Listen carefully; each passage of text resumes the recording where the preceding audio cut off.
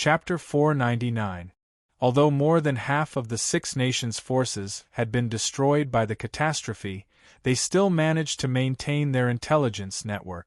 Not long after, this video of the whole process was played in the meeting of the Six Nations upper echelons. After watching it, all the upper echelons of the Six Nations did not say a word. Their faces were stiff, and the shock was frozen in their eyes. They had always thought that only Ghidorah would come to save them, but Han Shao had suddenly appeared with a fleet without any warning. The upper echelons of the Six Nations were stunned. Black Phantom is back, and he even brought a space fleet with him?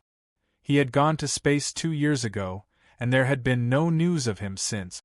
They did not expect that not only was Han Shao still alive, but he also had such unbelievable power. The strength of the mercenaries under his command had shocked the upper echelons of the Six Nations. In their eyes, they only thought that Black Phantom's strength was already at the peak. They did not expect that Han Shao would bring back hundreds of strong people and more than 10 spaceships. With this strength, it was enough to wipe out the Six Nations. When Han Shao had gone to space, they had already been shocked once. The Six Nations also wanted to go to space, but they did not have the hardware to build spaceship. Ghidorah did not respond to their request and could only grit their teeth in envy. They did not know what Han Shao had done in space. The upper echelons of the Six Nations only knew one thing: Black Phantom's level was far beyond theirs. In the past, although Black Phantom had been highly valued by the Six Nations because of his contribution in destroying the Germinal organization, Black Phantom was still on the same level in their eyes. For example, they were all students in the same class. The Six Nations were good students who always scored above 90 points, and Black Phantom was a top student who always scored full marks. There were good and bad results, but they were all students in the same class. Now, Black Phantom had become a little genius who skipped grades and was recommended for a master's degree. They were not on the same level at all. A few days ago, they were still hesitating whether to attack Sanctuary 3. Now, they did not have to worry about this anymore. To be honest, the upper echelons of the Six Nations were relieved. Luckily, this guy came back in time. If they had not held back before he came back, they would have been wiped out. The upper echelons of the Six Nations did not dare to have any more thoughts. At the same time, another idea appeared in their minds. Should they ask for Black Phantom's help? Ghidorah had not arrived yet, but Black Phantom had returned with the fleet. In the eyes of the Six Nations, Han Shao and Ghidorah were both galactic forces that were far beyond the civilization level of the Blue Star. Furthermore, he was originally from their hometown, so there was an 80% chance that he would help. Since he could not count on Ghidorah, he might as well try Black Phantom. At the same time, the players in the Sanctuary excitedly shared their videos on the forum. The Blue Star section was instantly flooded with comments, and its popularity soared. Black Star's name became a trending topic, and his presence was noticed. There were different versions of the video, and the perspectives were different. The other Blue Star players who were not present saw Han Shao enter the stage in different poses, and they were immediately shocked and overjoyed. They understood how the players in the Sanctuary felt. The benefits brought by Han Shao in version 1.0 were still fresh in their mind. Now that the version was new, and Han Shao had returned from the galaxy, he would most likely bring a lot of resources from the new version, which was what they needed the most. What new benefits would Black Star have? Just thinking about it made them excited. The players who came online from other locations were excited. They immediately put down the missions in their hands and rushed to the Sanctuary. The players who were already on the road also sped up. Mad Blade and the others who were still on the road saw these posts. They could not help but want to return to Han Zhao's side immediately. Everyone had been following Black Star since version 1.0. They were clearly the ones who came first. Pork Bun's video had a wide audience. Players from other novice planets also came to watch and discuss. This appearance is quite exciting. I think he has a chance to be selected for the promotion of the new version. The Galaxy Times was right. This character has more storyline. It really appeared in version 2.0. I wonder if the others can join the Black Star mercenary faction, just like those professional players. Following the discussion, someone made a guess. In version 2.0, every novice planet will be connected to the galaxy. Could it be that Black Star is the guide for Blue Star to enter the galaxy? Many people thought about it carefully and came to a realization. What he said made sense. There were more than 10 spaceships in the sky, and they could bring many people away from the planet. This guess instantly gained the approval of many people. Many people believed that Han Shao was the key person for the Blue Star players to enter the galaxy.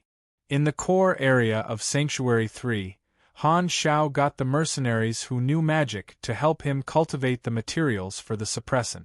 With their help, the production of the suppressant would be greatly increased. Currently, the mutation source was still very young, and the effect of the suppressant would only last for about 3 months.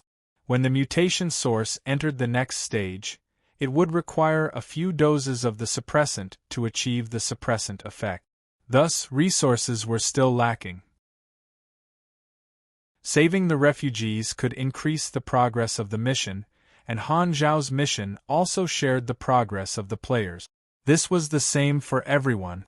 However, if too many people stayed in Sanctuary 3, not only would it be crowded, it would also cause chaos if the suppressant failed. Han Shao did not want too many refugees to stay in Sanctuary 3, but Bennett would definitely not be at ease. The way Han Shao saw it, the 6 nations had such a large territory, and they would be able to settle many refugees. Han Xiaoxin guessed that the 6 nations would definitely know about my return. Ghidorah's people have not arrived yet, so there is a high chance that they will contact me and ask for my help. It should be within the next 2 days.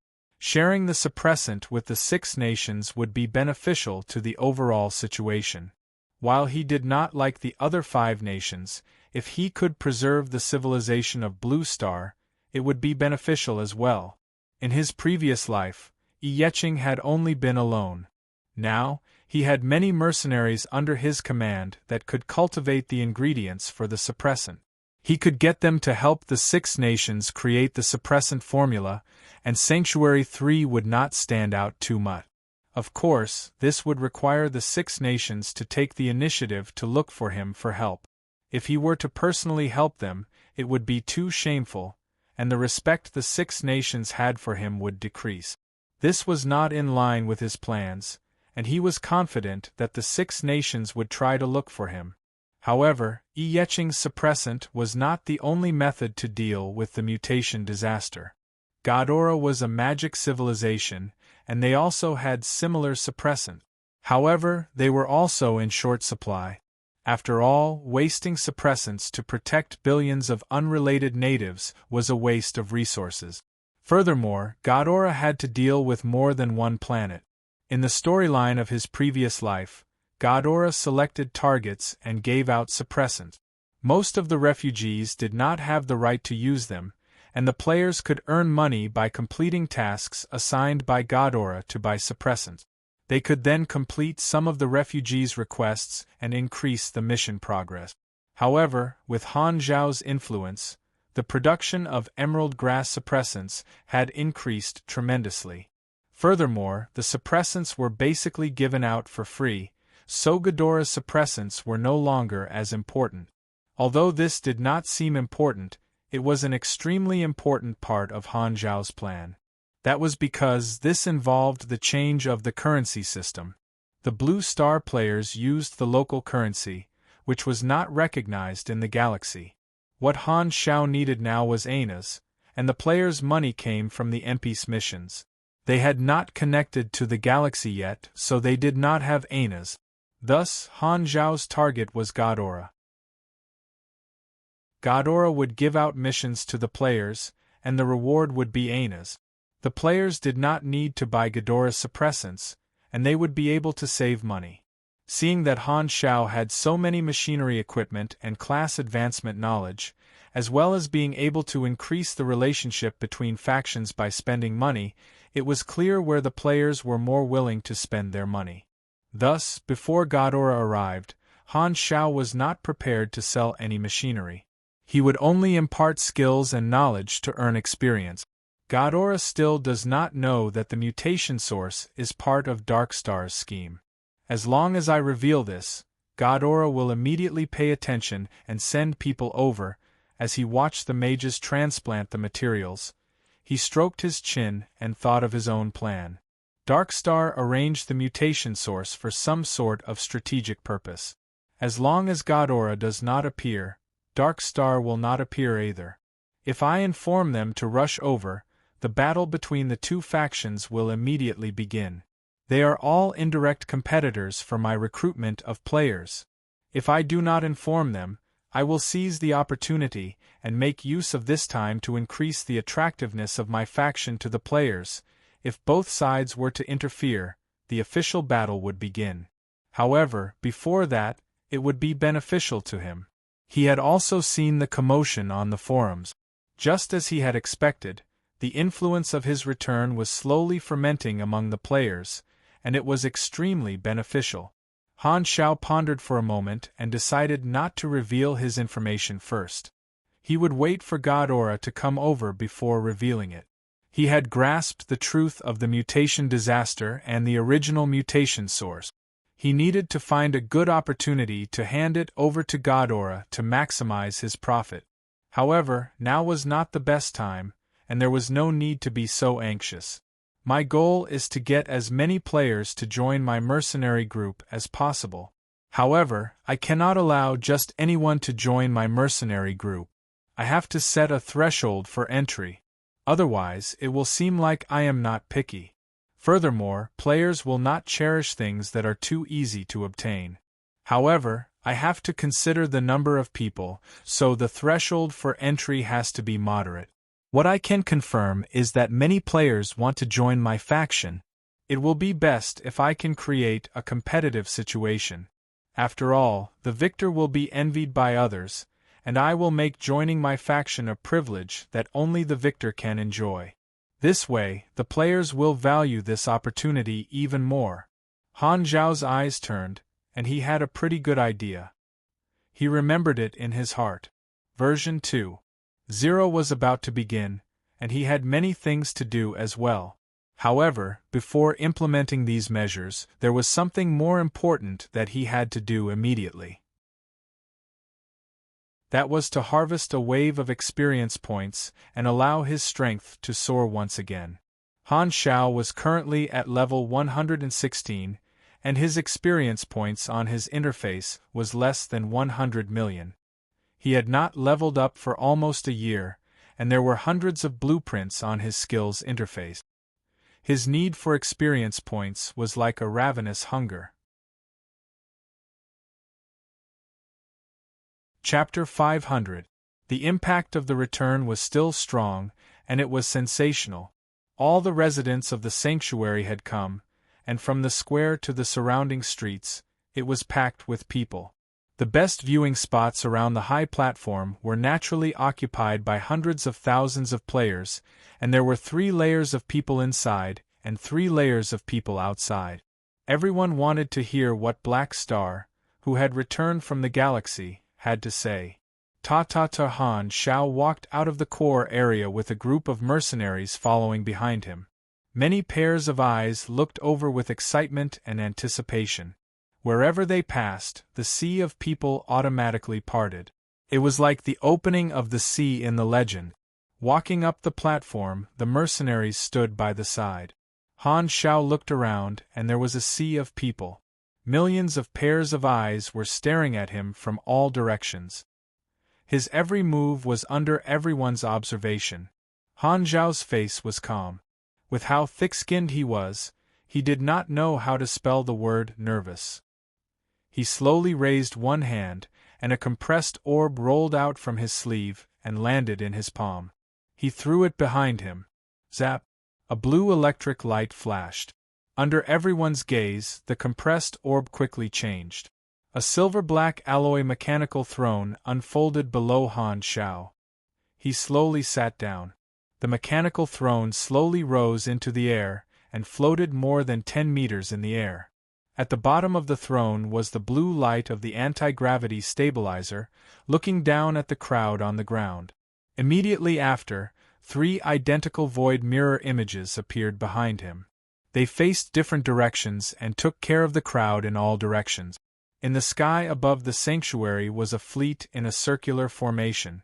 The square was right in the middle of the circle, and Han Shao was the center point. His pretentiousness was instantly maxed out. What the F***CK, so cool! The standard appearance of a big shot. I feel like I'm looking at a second Dragon Emperor.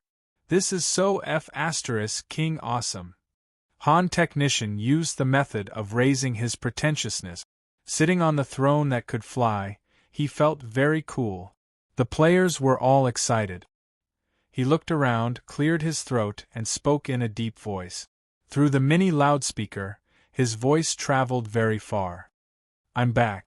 Boom! Just this sentence alone made the residents of the sanctuary cheer. As the creator of the sanctuary, Han Zhao's reputation here was off the charts. He was very popular and won the hearts of the people. The players were affected by the atmosphere, and Han Zhao's image could not help but become even more lofty. He raised his hand and signaled for everyone to be quiet. Soon, the whole place quieted down. Even the sound of a pin dropping could be heard. Everyone was quietly waiting for him to speak. 2 years ago, I foresaw this calamity and resolutely headed into the galaxy to find a solution. I made a promise that for the sake of my home, I would return to face this calamity with everyone. Today I have fulfilled my promise. The universe is very dangerous. I only obtained my current strength after going through many twists and turns. You don't need to know about the dangers involved. I willingly bore the pain in exchange for the ability to deal with disasters. Han Zhao's choice of words was ambiguous. He casually skimmed over his specific experience in the galaxy, showing that he did not want to talk about it in detail. This caused many of the residents of the sanctuary to imagine. However, the players were laughing in their hearts. They had already known about Black Star's experience in the galaxy through Pork Bun's video. Even if Black Star did not want to talk about it, they knew very well. Moreover, Black Star did not know about this. Many of the players looked at each other and winked at each other. They all had a tacit understanding and had a look that said, "We already knew." Han Shao glanced at the players, and the corner of his mouth curled up slightly. He deliberately said this to make the players feel a sense of superiority, thinking that they knew everything about him. When they had such thoughts, they had already fallen into his trap. Not only would the players take the initiative to recall and deepen their impression of him, but it would also be a hidden help to their next actions. We are all in the midst of a calamity. No one can stay out of it. I am willing to generously share the knowledge I obtained from the galaxy to help everyone grow together and get through this together. The eyes of hundreds of thousands of players lit up. They had been thinking about this for so long. This was what they had been waiting for. I want to King open chests. I want to learn skills. After saying a few more encouraging words, Han Shao retracted his formation and signaled the end of his speech. The residents of the sanctuary dispersed with hope in their hearts, but the players swarmed forward and surrounded Han Shao. Long time no see, inhuman warriors. I can feel that you are stronger than 2 years ago. Han Shao nodded with a serious face, pretending that he really did not know about the players. You are the one who has changed the most. Many of the players could not help but complain in their hearts. After saying a few simple words that sounded like something an MP would say, his acting was natural and harmonious as usual. Then, Han Shao decisively began to sell skills. After holding it in for so long, he could finally harvest cute players again. The joy in his heart was about to overflow. After version 1.0, the players were very familiar with Han Zhao's skill teaching interface and shop interface. They were not surprised and were used to it. Now that they saw it again, they missed it very much. Selling one's own skills and knowledge was equivalent to a teacher teaching skills. He could set the price himself and obtain the players' tuition. The skills that Han Xiao sold were mainly mechanic skills, and they were skills that the players could learn on their own when they reached a certain level. Since the players' levels were still low, it gave Han Xiao the opportunity to teach them in advance. However, Han Xiao would not teach skills that were too important, such as compression technology and mass production plans. Most of the skills that he taught were basic skills that increased machinery affinity. There were also some low-level blueprints that were not that important. Blueprints were usually very popular. As for mechanic knowledge, other than the full set of basic knowledge, after all, most players had not even learned the basics. Han Xiao also picked out a few advancement knowledge that were not too important to teach. In the past, he did not teach too much advancement knowledge, but now that it was the new version, he naturally did not have such concerns. He was doing this to steal the game. Of course, letting the players learn the future skills in advance was not that bad. It could barely be considered a win-win situation. After all, the earlier they learned the skills, the earlier they would be useful. Anyway, the players all wanted to find someone to learn things from, and he had a full set of services that were cheap and convenient. How great would it be if he could monopolize the market? There were no anti-monopoly laws here to restrict him. Wow, so many mechanic skills that I have never seen before. Heavy machinery modification, advanced detection technology. There are also more advancement knowledge than before. The players looked at the dazzling list of skills, and excitement almost gushed out of their eyes. As expected of the new version, there were so many skills, many of which had never been seen before. After Black Star's trip to the galaxy, not only had his status increased, but his benefits had also increased. Because the players had reached the maximum level at the end of version 1.0, they could only level up their skills. Thus, everyone had a lot of EXP in their pockets, and Han Xiao was aiming for their accumulated EXP. With the start of the new version, the players would not be stingy with their EXP. All of them were big money tycoons, and Han Technician would not stop until he emptied their wallets.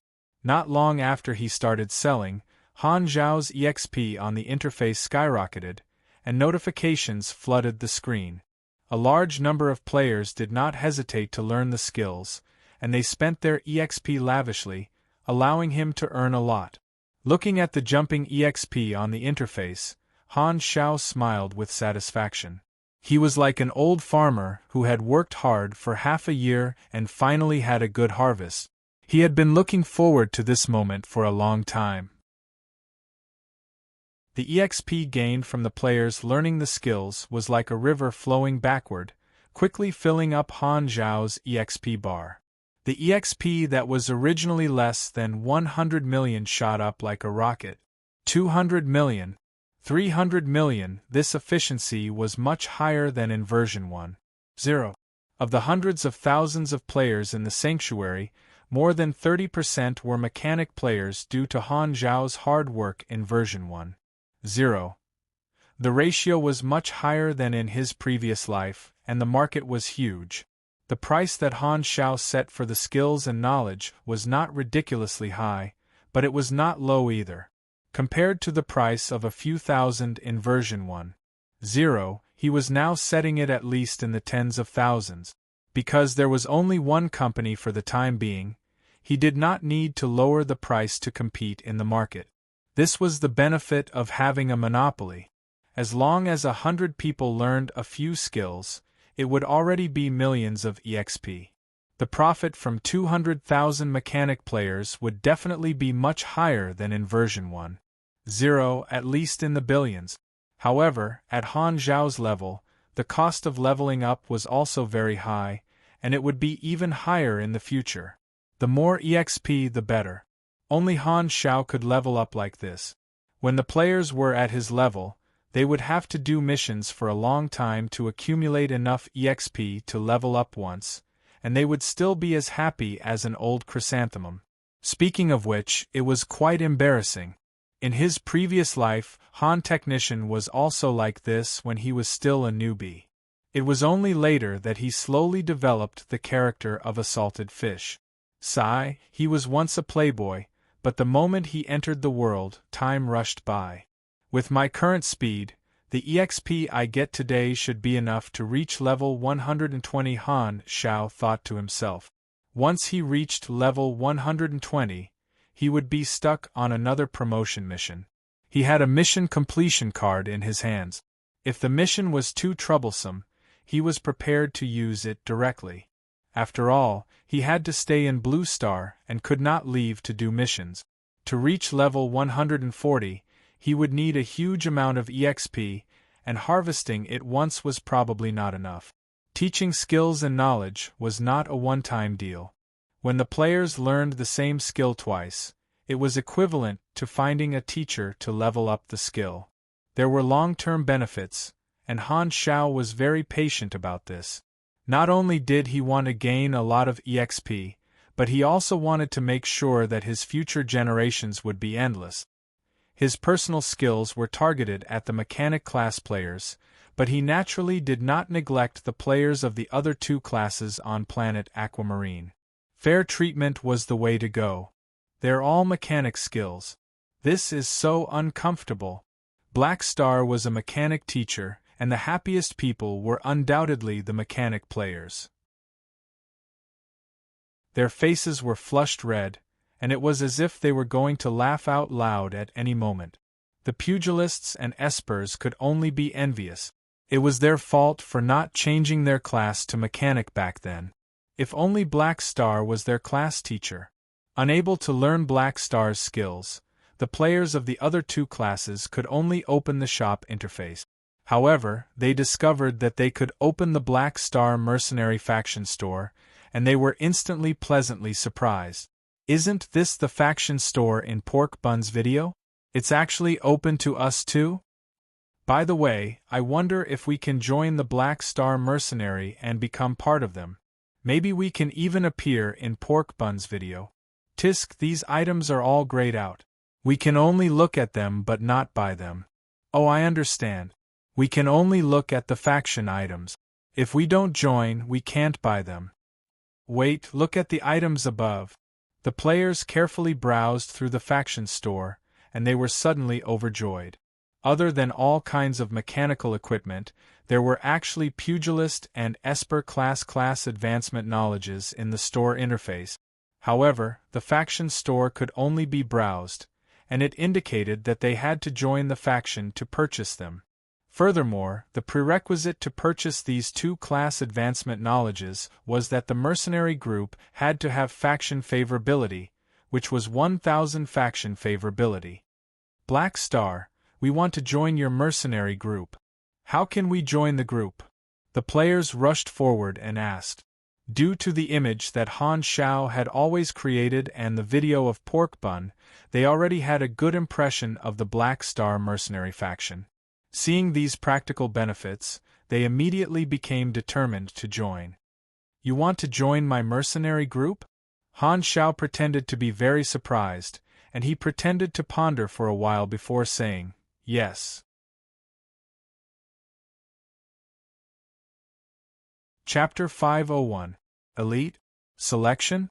As soon as he said that, many players immediately thought of the 32nd True Men Club that had left with Black Star, and they immediately felt a little discouraged. Could it be that Black Star wanted to test him again? But this concubine can't do it.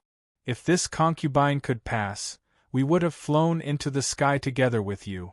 As long as you can pass the test of the warriors under my command and prove your strength, the door to the Black Star Mercenary will be open to you. Han Xiao explained briefly, and then threw out the mission that he had prepared beforehand. Mission Introduction. The Black Star Mercenary is a force to be reckoned with in space. All members of the Black Star Mercenary Group are expert. Only by successfully passing their test can you join the Black Star Mercenary Group and become an elite mercenary. Mission requirements. Pass any mercenary's battle test. Reward. EXP Black Star Mercenary Faction unlocked. Black Star Mercenary Relationship +00, the players hurriedly read through it and started discussing.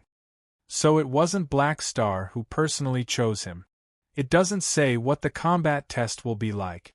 Will it be a one-on-one duel like before? Han Shao gave a signal with his eyes, and the mercenaries behind him brought out a large translucent screen that had already been prepared. He pointed at the screen and said, "If you want to participate in the selection, enter your information on the screen. Philip will give each applicant a number, and the screen will show the selection battles that will be carried out in batches. Pay attention to which battle you are participating in." The screen lit up, and a blue ring-shaped pattern appeared in the center. Particles were floating around it, and they were vibrating slightly. At the same time, the speaker of the artificial intelligence sounded. "Black Star Artificial Intelligence Philip, hum. Happy to serve you, hum."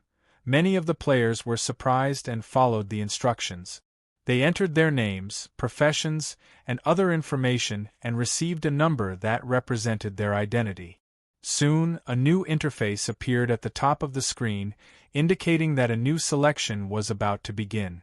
The participants had hundreds of numbers and had to go to the arena to participate in the test. It also showed that the mercenary in charge of the selection was Haluz. After studying for a while, the players understood the selection mechanism. This was not a one-on-one selection, but a one-on-many selection. A single Black Star mercenary was testing hundreds of players. What they had to do was to persevere for a certain period of time. Once the time limit was up, if they did not fall into a near-death state, or if they were still in the area, they would be considered to have passed the test and could join the Black Star mercenary group, becoming the winner. There was more than one round of selections happening at the same time. The number of participants was different, and the opponent was different in every round. Which Black Star mercenary they would meet was random, and it all depended on their luck. Most importantly, even if a player was defeated in the selection battle, they could still apply to Philip again. There were no restrictions. It was like a continuous challenge. None of the players had any doubts. They found it quite interesting and their morale was high. They sent out applications one after another. Han Shao decided to use this method to conduct the selection and let the hundreds of mercenaries under his command help him test the players.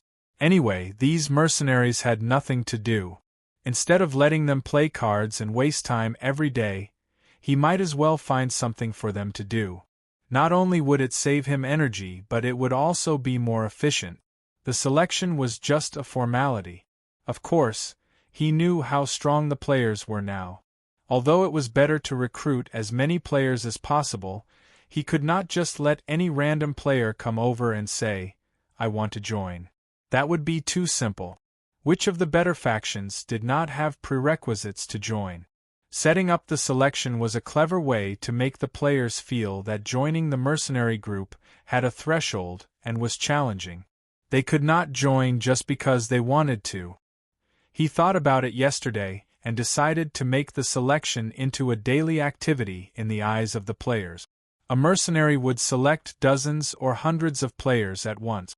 The specific number of players would be controlled by Philip, and it depended on the strength of the mercenary. He had to ensure that the number of players participating was within the mercenary's ability and could be easily dealt with. Philip, who recorded the mercenary's data, would not make any mistake. There would be dozens or hundreds of players in every round, and it would be like a chaotic battle. Other than dealing with the BSS mercenaries, they would also have to cheat each other to ensure that they could stay until the end and become one of the final victors. Therefore, there was competition. Actually, Han Zhao's initial plan was to not allow any mercenaries to participate and let the players choose by themselves, gathering groups of players to fight each other, similar to a battle royale. However, this way, the recruitment efficiency would be very low. Without a strong external factor like the mercenaries, the selection would take a very long time. After all, there were weaklings everywhere, and it would not be able to show the strength of the Black Star mercenaries. Furthermore, such a beast of a battle royale might make some players feel that it was not respected. Thus, Han Shao chose the current method and let the mercenaries under him host the selection. Not only would it increase the efficiency, it would also act as a lubricant to reduce the chances of the players being dissatisfied, making the selection less barbaric. The players would not need to spend any resources to participate in the selection, and if they failed, they could wait for their numbers to be drawn again. This would ensure that the threshold would not be too high, and the players would have the opportunity to continuously try. At the same time, at the current stage of the mutation disaster, the players could only do one sanctuary mission. Thus, the selection challenge was rather interesting and could be used as a distraction between missions. As for the selection venue, it was naturally the sanctuary arena that he had built. The Pro League had once been held there, but it was currently empty. Han Shao had taken it back for his own use. Bennett and Huang Yu naturally did not have any objections. 10 minutes later, tens of thousands of players swarmed into the arena. This was the first selection battle, and even the players who did not have a turn chose to come and watch. Herluz hugged his battleship slicing blade and stood in the middle of a large arena. Hundreds of players were glaring at him from all directions, and he felt as though he was surrounded. The surrounding players were all discussing. The time limit is 2 minutes. After 2 minutes, as long as you do not fall out of the range of the arena or fall into a state of near death, you will be able to join the Black Star Mercenary. With a few hundred people, it should be quite easy to last for 2 minutes. Easy? Don't joke around. Have you not seen Pork Bun's Black Star videos? He is Herluz, a powerful Black Star officer. With one slash of his blade, this arena will be gone. Even if you have not seen the videos, you should have experienced the battle yesterday, right? Did you not see how he swept through the beast horde? I did not see it. I died. Herluz looked around. Han Shao had told him to go easy on them. If he went all out, 2 minutes would be enough for him to kill all the participants. Most of these players were Grade D, and only a few were Grade A. This amount of numbers was not enough to make up for the difference. Looking at the sea of supers, Herluz's heart was burning. Black Star had not lied to him. There were really hundreds of thousands of supers here. Planet Sunil was suffering from the catastrophe, and Han Shao had promised that he would bring a crowd even scarier than the catastrophe to solve Planet Sunil's predicament. Herluz had always believed in Han Shao's promise, and now that the promise had come true, he could not suppress his excitement. Counting the time, Herluz gripped his battleship slicing blade and nodded. The selection begins, Philip's voice echoed. Boom. The next moment, most of the players rushed toward Herluz, focusing all kinds of attacks on him. The number of players gave them confidence. They did not care what happened and lasted for 2 minutes. They only felt that they could deal with Herluz like fighting a BSS, so they all attacked. Only a small portion of the players did not advance but instead retreated, hiding behind the others. Attacks came from all directions, but Herluz did not change his expression. He casually used Whirlwind Slash, and the circular blade wave spread out in all directions, covering half of the ring, directly wiping out all the long-range attacks. The pugilists who were close to him could not withstand the aftershock and were directly sent flying, landing at the edge of the ring. Their health dropped by around 40% instantly. What the F***CK, this AE damage is too scary. So close, I almost got knocked off the ring. The players who were charging at him suffered a huge loss, and their expressions changed drastically. A small portion of the players who were dodging were outside the range of the slash, so they were very lucky to have escaped. Luckily, we are not so stubborn and know what we are doing. To the current players, Herluz's strength was completely overwhelming. Han Shao had already guessed that the players would face the selection battle with the mentality of fighting a BSS from the start. The reason he let Herluz host the first battle was to establish the image of him as unbeatable in the players' hearts. Furthermore, in the next few battles, The ones who fought were all high-level members as well. In the end, there was no suspense at all. Even though Herluz went easy on them, this group of players was still completely defeated by him. The players had no choice but to change their mindset and move around crazily, trying to survive in the chaos. It was very exciting. When the 2 minutes were up, there were less than 10 people left standing. Herluz put away his sword, and the surviving players looked as if they had just woken up from a dream. Ecstasy appeared on their faces as they regained their senses. We won? The hundreds of defeated players were envious and furious. These idiots actually won the grand prize. There was no justice in this world. Out of the hundreds of participants, less than 10 had succeeded. The percentage was very low, but this was deliberately done by Han Xiao. He lowered the passing rate at the start to make it seem like there were very few successful people. Later on, he slowly got the mercenaries to go easy on them to increase the passing rate. Congratulations on passing the test. Black Star welcomes all of you. When you go to the galaxy and register with the Mercenary Alliance, you will be official mercenaries. Herluz reached out and shook hands with the survivors one by one. This was Han Zhao's request, to show the difference in treatment. The few of them were overjoyed. They realized that the faction interface had indeed been activated, and they could browse the faction store without needing to look for Black Star. The items in the store were no longer grayed out. Although they could not buy anything without ANAs, the colorful interface was at least much better than being grayed out. Only these few people's mission had been completed, and they had received 00 faction contribution points.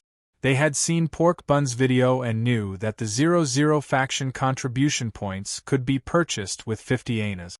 They all felt that they had earned 50 ANAs. The few of them were overjoyed. The surrounding players were very envious. They sharply caught a piece of information. They heard Herluz say go to the galaxy. In other words, as long as we pass the test, we can leave with Black Star after the Blue Star storyline ends? My guess was right. Black Star is the guide who will bring us to the galaxy in version 2.0. The eyes of the players sparkled, and they could not wait to participate in the selection. The following selections were carried out step by step, and Han Xiao did not keep an eye on them. Because there were many players, in the schedule that Han Xiao had set, there would be many selections every day. There would be a selection battle every 20 minutes. There were a few arenas in the arena, and every time, there would be a few selections at the same time. There would be 1,000 to 2,000 selections every hour, which meant 40,000 to 50,000 people a day. The passing rate was temporarily controlled at about 5%. There were hundreds of thousands of players in the sanctuary, and every player had a chance. This event could be carried out for a long time. After all, the selection battles were interesting, and most of the players believed that they would be lucky. Han Technician always felt that this illusion was very convenient for his plan, making the players jump into his trap. After a few more days, the players will get used to the existence of the selection battles. When they are on the right track, the passing rate will slowly increase. I won't have to worry about it. Regarding the faction plan, Han Xiao had prepared many methods, but it was not the time to use them. The selection was just the beginning. Furthermore, the difficulty of the selection battles created a need for the players to increase their strength in the short term, which would also increase their sales. He did not know how many birds he had killed with this stone. From dawn to dusk, the square was bustling with people. After a whole day of bustling, Han Xiao was ready to call it a day. In one day, his EXP gain had exceeded the 1 billion mark. A total of 1.29 billion EXP. I haven't felt so good in a long time. Han Xiao let out a sigh of satisfaction. The last time he gained so much EXP was when he left Blue Star 2 years ago. It felt like rain after a long drought. This EXP is enough to reach level 20. There's still some left.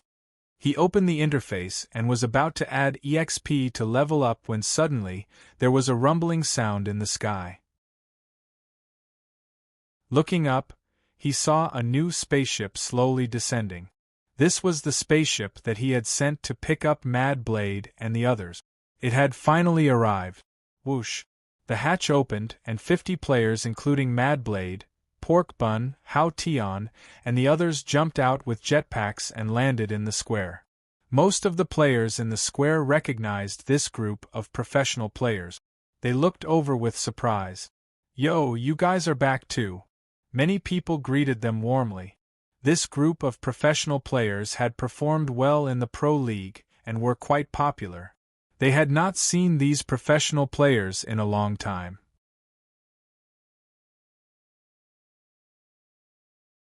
Chapter 502. Mad Blade and the others responded to the enthusiasm of the players, squeezing through the crowd and arriving in front of Han Xiao. These people were the first to follow him to the galaxy, and most of them were god-level players in his previous life. Han Xiao had always treated them differently, so he did not bother with formalities and directly said, "You guys are late." Everyone was stunned. Black Star's familiar tone clearly showed that he treated them as his own people, and a special feeling arose in their hearts. When they were on the spaceship, they had learned that other players could also join the Black Star mercenary, and that they were no longer the only players to enjoy the benefits of Black Star's faction. They had all felt helpless about it, but now they felt that there was still a difference in treatment for old people like them. Returning to Black Star's side, they could not help but feel a lot more at ease. Actually, expanding the scale is not a bad thing. Black Star Mercenary is a growth faction. With more people, the benefits of the faction will grow faster, Hao Tian said. The other players all agreed. Indeed, with more players, the faction could also grow faster, and it was beneficial for the professional players in the China division.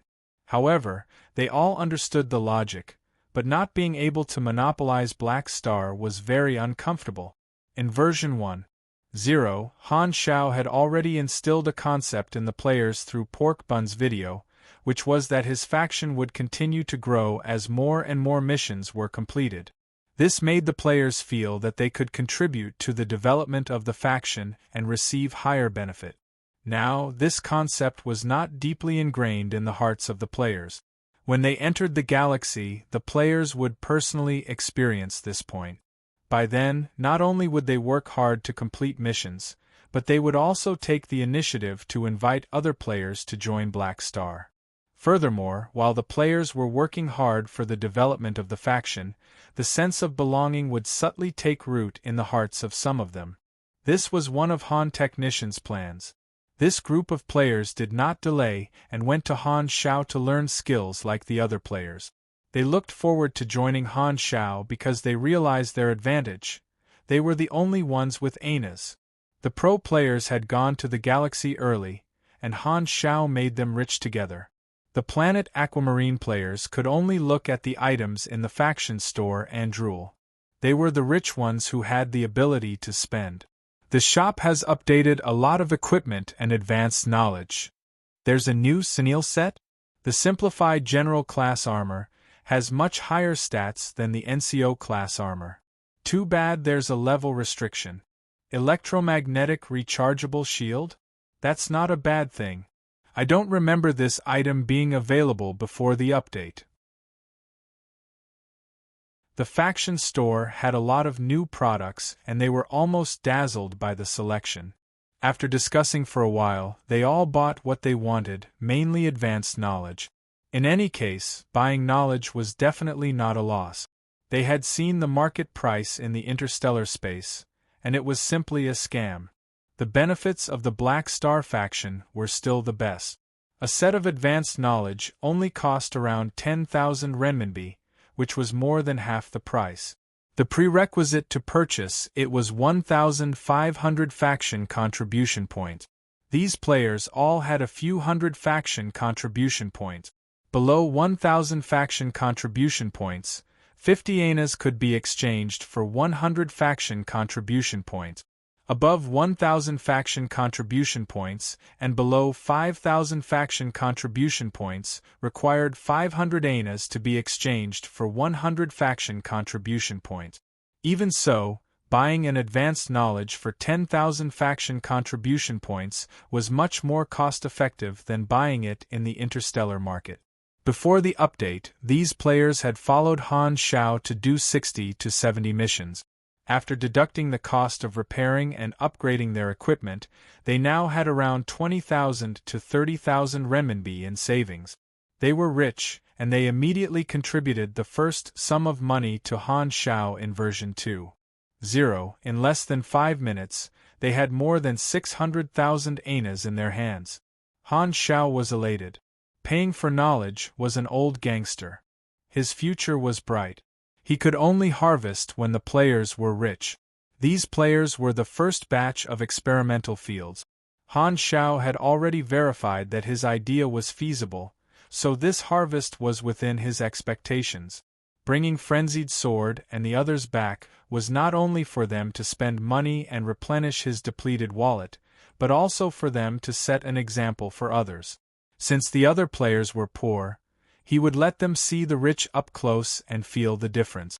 Maliciously inducing class conflict, this was a very dirty move. Han Xiao looked around, and many players had looks of yearning and envy on their faces. Originally, none of them had any money, and they were all poor peasants. Now that they saw Frenzied Sword and the others buying things that they could not afford like nouveau riche, their desires were instantly stimulated. Although the players' needs were already stimulated, Han Xiao did not mind adding more fuel to the fire. Adding fuel to fire was his forte. After settling the needs of Mad Blade and the others, it was already late. The sun had set and night had fallen. Han Xiao did not stay any longer. He casually gave Mad Blade and the others a faction mission to help the sanctuary, then turned and left the square. He had other things to do, and would not stay there from morning to night. Let's level up first. I was delayed for a while and almost forgot about this. Opening the interface, Han Xiao threw in the 1.2 billion experience he had just accumulated without hesitation. Finally, the long-awaited level-up notification appeared. Leveled up to LV20 max. Plus 00 energy, plus 00 DX, plus 5 Yendi, plus 5 INT. You have received 6 free attribute points. You have received 1 potential point. Your total level has reached level 120. You have triggered the next stage of the promotion mission. Level 120 promotion mission. Reach the required level of energy. It's this promotion mission. Han Xiao raised his eyebrows, a little surprised. It was not common, but it was not difficult. After all, there was no need to fight. The main thing was that it took more time and required the character's energy to reach a certain standard, and this standard was definitely higher than the current level. After reaching level 120, Han Xiao's energy had reached 860, which meant that his energy had given him 9 levels of attribute bonuses. The concept of energy level, to put it in simpler terms, was roughly equivalent to the Nigong realm. Every time one's energy attribute reached a certain standard, they would receive a new level of attribute bonus. When one's energy attribute fell below a certain level of attribute bonus, they would temporarily lose that level of attribute bonus, and their overall attributes would be temporarily lowered. It was equivalent to being in a bad state during a battle. When one's energy attribute was full, their attributes would be at their peak. The standard energy level was 9,000 energy attribute. Han Xiao was still a few hundred points short. This gap was not difficult to make up. As long as he found 1 or 2 energy training techniques and trained them to the max, he would naturally be able to complete the mission. In his previous life, increasing one's energy attribute was one of the ways to continue increasing one's strength after reaching the max level. Many players would go around looking for NPCs to learn energy training techniques in an attempt to reach a new level of energy bonus and increase their attributes by a large margin. This promotion mission isn't difficult. Bennett, Herluz, and Harmon should all have different energy training technique. With my current favorability, as long as I mention it, they probably won't refuse to share it, Han Xiao nodded. Since the promotion mission was not difficult, he planned to save the mission completion card for future use. Other than the promotion mission, there was also the class advancement mission for the mechanic class. Class advancement requirements: learn any one of the 3 mechanic high-end knowledges and raise it to the max level. Remarks: the knowledges you choose will determine the outcome of the class advancement. This mission was within Han Zhao's expectations. The class advancement requirements for the next stage were fixed, and every mechanic player would meet this requirement. During the first stage of the class advancement, the mechanic class would face the choice of Cannon Master, Mechanical Pugilist, or Mechanic. At this stage, the mechanic class would face a new choice. They would have to choose one of the 3 branches: armament, energy, and control. It was the large machinery path, the miniature path, or the virtual technology path, good for internal battles. It did not mean that one could only use one path in the future. After the class advancement, one could still learn the knowledge of all the branches. It was just that the focus of the skills would be different. It was just like how the cannon, mechanical pugilist, and mechanic branches all learned the same knowledge, but the skills obtained were different. Furthermore, the biggest impact was that the cost of potential points would change. For example, if one chose the armament branch, the cost of learning the last 2 high-end knowledges in the energy and control branches would become 3 times the normal cost. As for which branch to choose, Han Xiao did not hesitate at all. What he wanted was the virtual technology branch. There were a few reasons for this. First, he would definitely meet high-level mechanics in the future. Virtual technology could guarantee absolute control of his machinery, and his machinery would not be taken away by the enemy network. In his previous life, he had suffered many losses. Although the armament and energy branches seemed very powerful, the insignificant virtual technology branch was the most important. No matter how strong your machinery was, as long as it was hacked by the enemy, it would be as good as scrap metal. Furthermore, it would be attacked by the enemy. The second reason was that Han Xiao was not afraid of the high cost of potential points.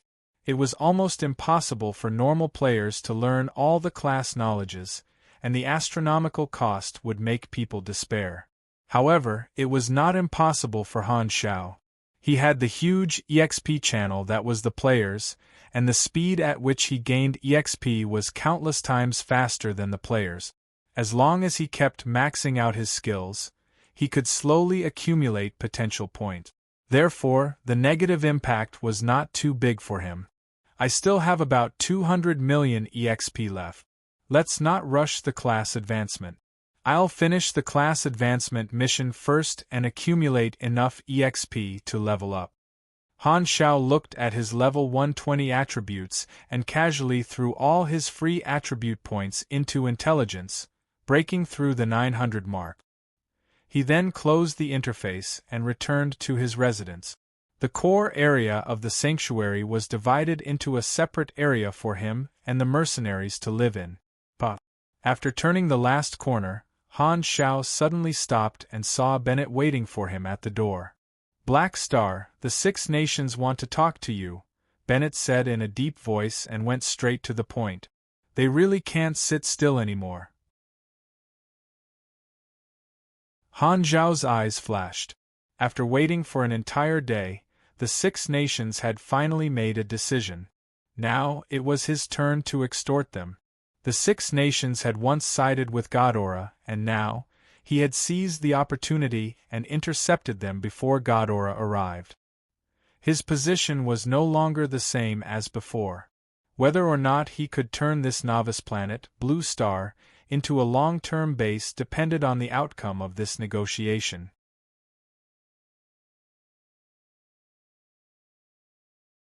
Chapter 503. When the 2 of them arrived at the secret meeting room, the leaders of the 6 nations had already been waiting for quite some time.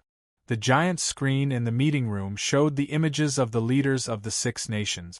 This was a remote video conference. As soon as Han Xiao walked in, the leaders of the 6 nations sized him up silently. Han Xiao turned around and gave Bennett a look, and Bennett retreated to the side, indicating that he would not participate in the meeting. Han Xiao stood alone in front of the screen. Leaders of Star Dragon, Hesla, Raylan, Theseus, Maple, and Ordina, this should be our first meeting. Good evening, gentlemen. Han Xiao's tone was calm. Hello, Black Phantom. To be exact, you call yourself Black Star now. We have been paying attention to you since a long time ago, and we are very happy to have this conversation. The Star Dragon leader replied with a kind smile. Because Han Xiao had once served in the Star Dragon Intelligence Agency, they had a good relationship. Thus, the Star Dragon leader was the representative to host this meeting. Han Xiao raised his brows. I know why you are here. Just say it. Bennett understands our intentions, but we would like to talk to you personally. Bennett said that you left and came back to protect the people of this planet from being destroyed by the mutation disaster. You are a noble person, and we admire you.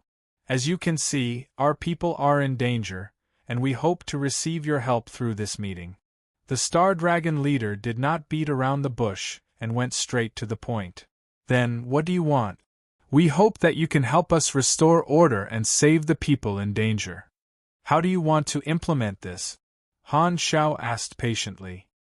After our discussion, we hope that the sanctuary can share the formula and raw materials of the suppressant and send people to guide the manufacturing process. At the same time, we hope to obtain a large batch of finished suppressants to solve the emergency situation in our country. First, we want to restore the government and military operations. Then, we will try our best to isolate and save the people. As long as we recover our strength, we will be able to stop the situation from worsening and control it. During this process, we hope to borrow your warriors and fleet. We will let you know the details of the plan. Sounds good. In order to discuss the plan, you delayed for a day before contacting me, right? Han Xiao did not express his opinion and said lightly, Then what do I have in return? The leaders of the 6 nations were stunned. Didn't you come back to stop the disaster and help the refugees free of charge? Why did you suddenly mention returns? What's wrong? You seem a little surprised. Han Xiao raised his eyebrows. Isn't this a deal? If there is no reward, then don't waste my time. No one can stay out of this. It's everyone's responsibility to resist the disaster. How is this a deal? Didn't you come back to save the people on this planet? Ordina interrupted. Indeed, but that's not what we're talking about now. Han Xiao stood with his arms crossed. What you're asking for now is for me to help you restore your rule over your country. I help you restore order, and you give me something in return. It's a fair deal. Otherwise, why should I help you? Helping us can save more refugees. Isn't that a reason? Hesla's leader asked. Everyone will die eventually, and saving everyone is an extravagant hope. I believe you've all read my file and know that I'm not an idealist. My goal is to stop the disaster and prevent this planet from being destroyed. I can't accept the loss of more people, so don't use this reason to threaten me. I'm not Bennett and I'm not that kind. This is not something you can ask of me. Han Xiao said slowly. The survival of your regime makes no difference to me. I can guard the sanctuary and wait for the refugees to come to me for help. They won't be stupid enough to stay in your country and wait for your regime to be destroyed. When your regime is destroyed, I can support the sanctuary to become the new regime of this planet and become the only ruler. Bennett opened his mouth but did not say anything. He did not have the ambition to rule, and did not agree with Han Xiao's point of view at all. However, after hesitating for a while, he still chose to stand aside and trust Han Xiao, allowing him to continue. I don't deny that you want to save your people, but your biggest motive is to use the inhibitor and my power to stabilize your regime that is about to collapse. There's no way to deny that. Han Xiao shook his head and said coldly, So, know your place. Since you're asking for help, you should act like you're asking for help. I'm the one who has the right to ask for help, not you." The leaders of the 6 nations were shocked and angry. They did not expect Han Shao to be so rude. "No, I think you've misunderstood. You're not as important as you think you are." Theseus, who had always been tough, spoke with a deep voice. "We've already applied for help from Ghidorah, and they will arrive very soon. We're only asking for your help because we want to save as many people as possible. Since you're so rude, we can't do anything about it. We only hope that you can remember that you rejected us and caused some people who could have survived to die. They were all killed because of you." Black Star was not their only hope. The 6 nations were only trying to contact Han Shao. Deep in their hearts, they still trusted the Ghidorah civilization more. "We're all smart people. Don't make a fool of yourself with this kind of moral logic. As for what you said about being rude," Han Shao shook his head and smiled. "Ghidorah should have been very polite to you, but other than encouraging individuals to awaken supers, did they give you any other help?" "Not only did they not help, but they also shook the order of your society. It was because of Ghidorah's appearance that the 100 Nations War happened decades ago, and countless people died. Furthermore, the rescue team from Ghidorah still hasn't arrived, has it?" The leaders of the 6 nations were silent. Han Shao raised his brows and suddenly changed the topic. He shrugged and said with a mocking tone, "A few years ago, I helped you win the Germinal Organization War. At that time, I did not have the chance to talk to you Supreme Leaders, but now you're the ones who came to me. Why is it that in just 2 short years, our positions have reversed? Why is the difference so huge?" The faces of the leaders of the 6 nations darkened, and they felt as if their hearts had been stabbed. Negotiation was negotiation, and it was fine if they did not get along, but to suddenly poke at their sore spot was too rude. Bad guy. You can only hug the thighs of the Ghidorah civilization tightly. They're like your ancestors. Even if you don't understand them, you have to treat them nicely and be humble. As for me, not only do I know the ins and outs of the Ghidorah civilization, I've also worked with them a few times and maintain a good relationship. I can even talk to their upper echelons directly. Can you do that?" The faces of the leaders of the 6 nations were as black as the bottom of a pot. This was the truth, and it had always been a pain in their hearts. How could they be willing to not have the right to speak? However, the difference in the strength of their civilizations made them have no choice but to lower their head. They did not know about Black Star's deeds in the galaxy, but if what Han Shao said was true, then the strength of Black Star seemed to be much more powerful than they had imagined. Han Shao knocked on the table and said, "Let's say that Ghidorah helped you solve the mutation disaster and left in a spaceship, leaving behind a devastated land. You would still be a low-level native civilization of Blue Star, and nothing would have changed.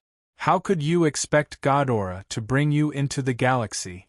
Even if you use your butt to think, you would know that it's impossible." The expressions of the leaders of the 6 nations changed, and they all knew that what Han Shao said was the truth. Ghidorah would help them, but it would definitely not help them develop. They were very clear about this logic. Although Ghidorah had given them the galactic communicator, it had turned off 99% of its functions, and they could only contact Ghidorah in one direction to prevent them from understanding the galaxy. Even if the mutation disaster was solved, they would have to clean up the mess themselves. Not only would they not improve, but their fragile civilization might even regress. Han Shao did not stop and continued. "If you want to talk to each other as equals, you have to at least jump out of the native level and step into the galaxy. However, your technological standard is at least a few hundred years away from becoming a member of the galaxy. Do you want to place your hopes on the illusory technological explosion that will only happen at some unknown time? Are you willing?" "What do you mean?" the Star Dragon leader asked with a deep voice. "Do you still not understand? I'm the only one you can count on." Han Shao slammed the table and roared, I'm your only choice. Only I, the only blue star in the universe, am willing to help you develop. The leaders of the Six Nations widened their eyes in disbelief. Why, you mean, accept reality? What I'm talking to you about is not just disaster relief, but the future. Han Shao placed his hands behind his back and exuded a domineering aura from head to toe. In his previous life, although the players had worked together to complete the mutation disaster main storyline mission, it had dragged on for too long. By the time Ghidorah solved the mutation disaster, the Six Nations had already collapsed, and their civilization was only left with dim embers. The people who had lost their homes were struggling on the ground. Because they had discovered the unique potential of the players during the process of fighting the disaster, Ghidorah had set up a base in the almost ruined Blue Star to receive an endless stream of Inhumans, new players. Han Shao was inclined to protect the Six Nations. No matter what, with a mature regime in charge, it would be easier to organize any operations. Blue Star was a novice planet, and if they could set up a base there, they would be able to continuously recruit players. These words caused a huge commotion in the hearts of the leaders of the Six Nations. All of them fell silent and quickly considered the pros and cons. Han Zhao's words moved them. While Ghidorah was powerful, they were still aliens. They were not of the same race, and their hearts would definitely be different. Black Star, who was born in Blue Star, was truly one of their own. No matter how much they did not want to admit it, their rationality told them that this might be the only chance to change the fate of their civilization. What do you want? The leader of Raylan asked with difficulty. I've already said it very clearly. You know what I want. Even if you don't give it to me, I can take it myself. You're too ambitious. Believe me, the universe is vast and it's worth this little sacrifice. You will never regret buying this ticket. You will only regret missing this opportunity. See? The screen suddenly turned black and the video went offline. Bennett was still immersed in the shock and could not help but ask, they rejected it? No. Han Zhao's lips curled up. They're discussing it. Bennett stared at Han Shao with a complicated expression. You've changed. I've never changed. Han Shao shrugged and said casually, it's just that no one can understand every side of a person. Bennett did not say anything else. His heart was in a mess. Black Star wanted to become the ruler of this planet. Could it be that his motive for returning was not only to save people but also to rule this planet? He did not know if Han Shao was doing the right thing. History had proven countless times what would happen when power was concentrated in one person. He had seen too many tragic endings of ambitious people. Inflated desire was always the source of tragedy. One had to know that when you stared into the abyss would also ask you what you were looking at. Time was stretched out like a spider's web. After waiting in silence for 10 minutes, the screen finally lit up again. The leaders of the Six Nations appeared and stared at Han Shao with complicated expressions. As long as you keep your promise, we're willing to fulfill all your requests. We'll also use all our forces to listen to your orders. Your conditions we accept. The Six Nations did not have much choice. As long as one government chose to accept, the others would fall behind. Star Dragon was the first to compromise. After some discussion, the other 5 nations agreed one after another. Black Star was already at the level of the universe, so it was not shameful to compromise with him. One side was unreachable and treated them like dogs. The other side was their own kind and promised to help them. Since they had to rely on the ladder, they might as well rely on the ladder's thigh. They did not ask what Han Shao could give them because they knew very well that they did not have the qualifications to ask. This was not a fair deal, and they had no bargaining chip. Just as Black Star said, even if they did not give, he could take it himself. This was a one-sided charity. Han Shao was secretly relieved and very happy. He maintained a calm expression and said with a smile, "My people will take a spaceship to your country as soon as possible and help you restore order in your country." The leaders of the 6 nations nodded. Since we've reached a consensus, tell me a small piece of information first. Han Xiao narrowed his eyes. Where is Bell of Death Island?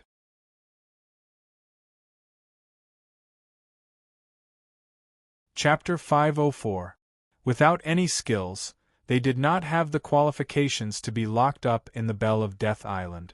The majority of the prisoners had committed countless crimes, and the reason why the 6 nations kept them alive and locked them up in an unknown place was because they had taken a fancy to their talents and hoped to squeeze all their value out of them. It could also be understood that the Bell of Death Island was a place where the 6 nations stored their talent. A portion of the prisoners had reached an agreement with the 6 nations, using their talents to exchange for better treatment. However, the majority of the prisoners scoffed at this and mocked the representatives of the 6 nations time and time again. They were arrogant and cruel like poisonous beasts.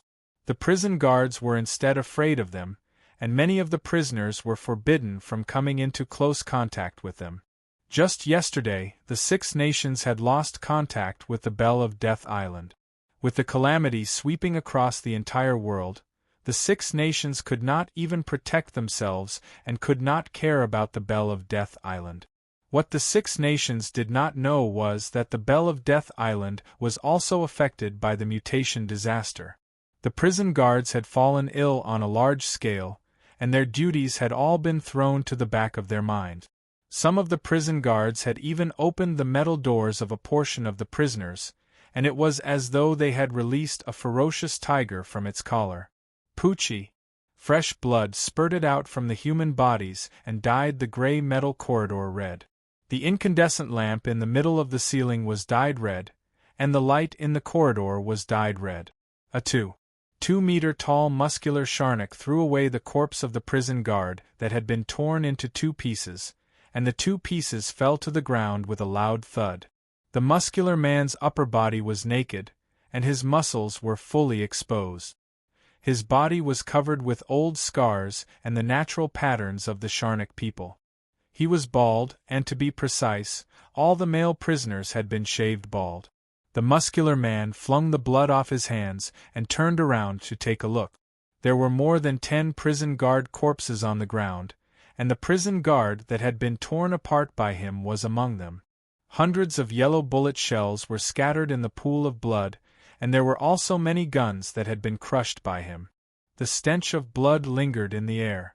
The prisoners were all locked up individually, and the cells were separated by a few hundred meters. There were large metal doors on both sides of the corridor, and every cell was a sealed space. Looking around, there were no windows in this corridor. The muscular man punched the wall a few times, leaving a shallow dent. The feedback of his strength showed that behind the wall was a very thick metal and concrete. There were only 2 choices in front of him, to move forward or to retreat. Ever since he was locked up, the brawny man had never left his cell. Naturally, he did not know the layout of the prison map. He was too lazy to change into the prison uniform that was too small. He glanced at the monitor in the corner. Suddenly opening my cell door, and until now, no one has come to stop me. The air is filled with a dangerous smell. What happened to this prison? The brawny man muttered to himself. Being locked up on Bell of Death Island, all the prisoners were cut off from the outside world. Naturally, they did not know about the mutation disaster. Without hesitation, the burly man decided to move forward.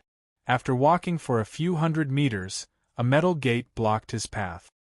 He touched the thickness of the metal gate and took a deep breath. He took a stance and pulled his right fist to his side like a bow.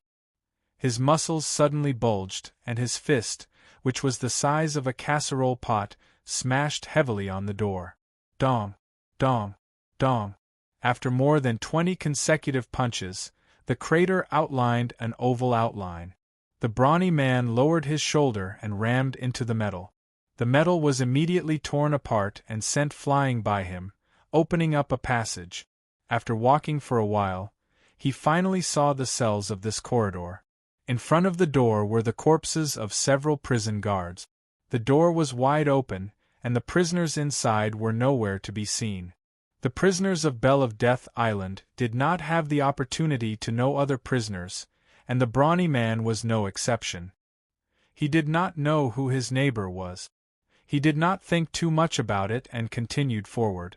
Very soon, he saw another metal gate.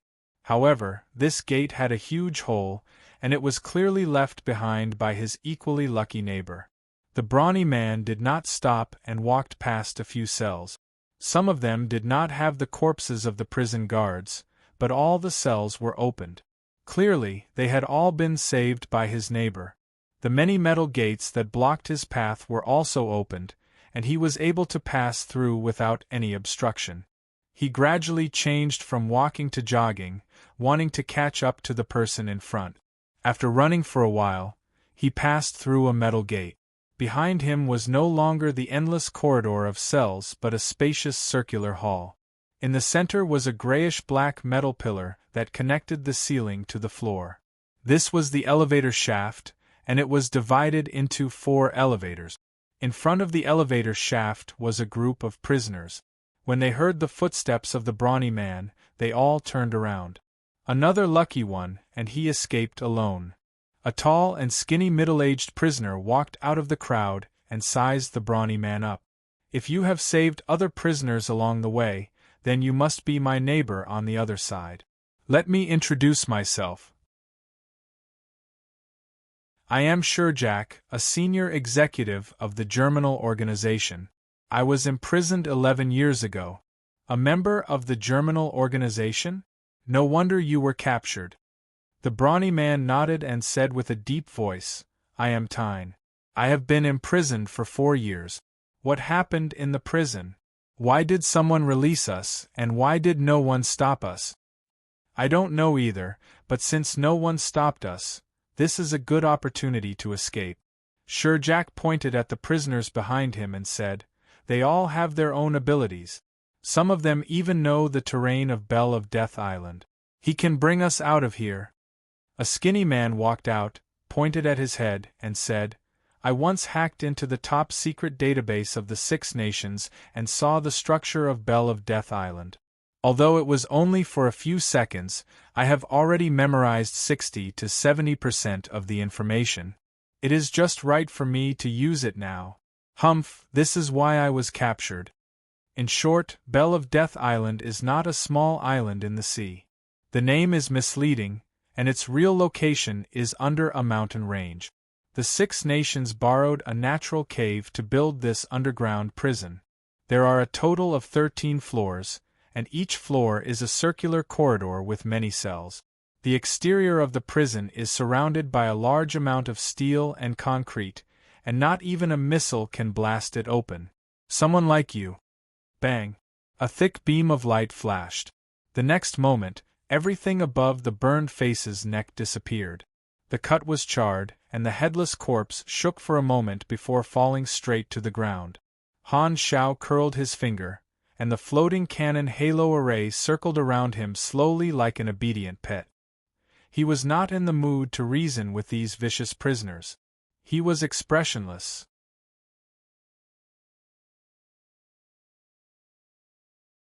Chapter 505. What? This is impossible. The sound of the headless corpse falling to the ground seemed to have smashed their hearts, and the expressions of all the prisoners changed. This disfigured and burned person was a ferocious person with a fierce reputation. He had killed countless people, and his powerful strength made the other prisoners not dare to be negligent. Is this a Blue Star ship? A spaceship? Although they knew that Han Shao was very strong, due to the lack of information and preconceived notions, Han Shao was still a member of Blue Star in their eyes, and they had never thought of him as an alien. The appearance of this huge spaceship had shattered their worldview and exceeded their imagination. They originally did not believe that the 6 Nations had submitted to Han Shao, but after seeing this scene, they could not help but be shaken.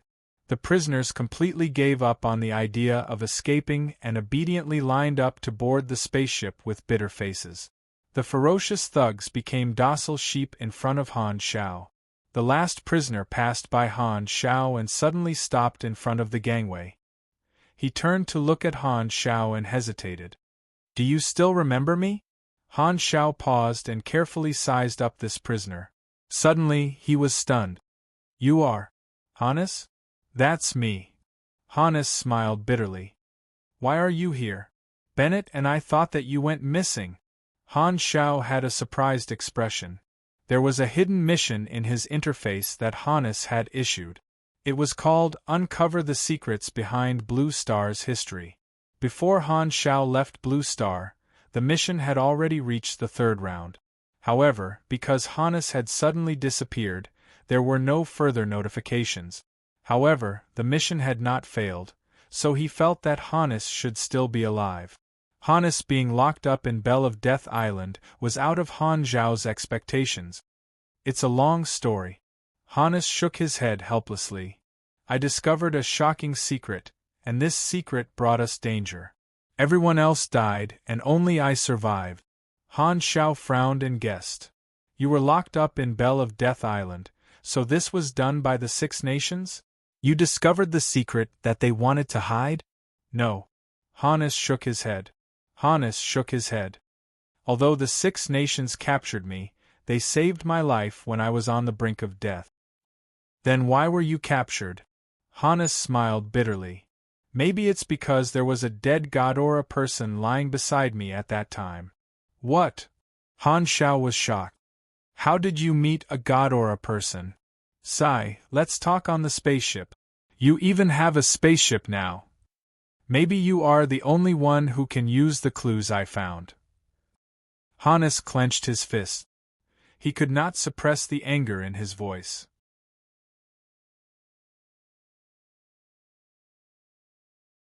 Chapter 506. The Bell of Death Island was located on another continent, and it would take an hour to return to the sanctuary. The spaceship maintained a low speed within the planet's atmosphere, but it was still much faster than a plane. Han Xiao placed the little bastards on the Bell of Death Island in the guest room and did not bother about them anymore. He went to find Hannes and continued the topic. Hannes described what had happened to him after he went missing.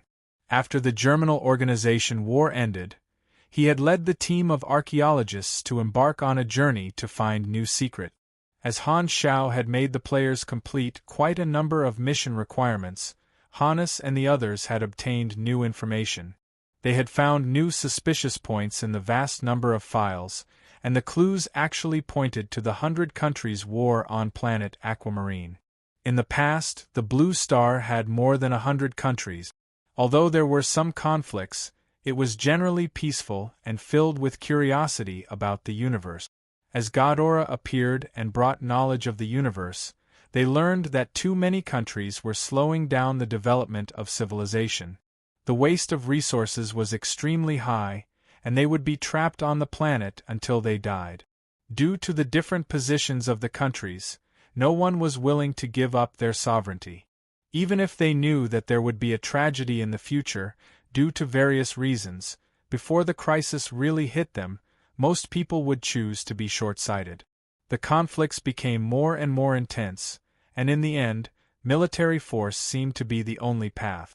Therefore, because of this internal friction theory, a world war broke out a few decades ago. Many countries were destroyed in the war, and only 6 countries were left. They underwent a huge reshuffle and completed the integration of resources. However, the negative effects of the war had not been eliminated until today. Hannes did not think that a theory could cause more than 100 countries to go to war. He believed that there was definitely a mastermind behind the war. After some searching, they finally made new progress and brought about their destruction. The leader should be Nagajan. It's easier to talk to people I know. He shook his head and did not really care about the truth. After all, the conflict between civilizations had nothing to do with right or wrong. It was just a battle of positions. Even if Ghidorah really did it, the Blue Star now had to rely on them to provide disaster relief. With so many lives at stake, it was impossible to be stubborn. Compared to the past, he was more concerned about food and vegetables. Just like when eating, people always had to ignore the source of their food. For example, when growing vegetables they had to use feces, and when feeding pigs they had to use swill. When drinking milk, not many people would care about what the first person who knew that milk could be drunk was doing. Also, when marrying a wife, unless one's luck was exceptionally good, one had to selectively ignore the fact that one had a brother-in-law. If a friend had passed away, at the cremation memorial service, when everyone closed their eyes to mourn, Han Technician would be the kind of person who would add firewood to the fire. Needless to say, he was pragmatic.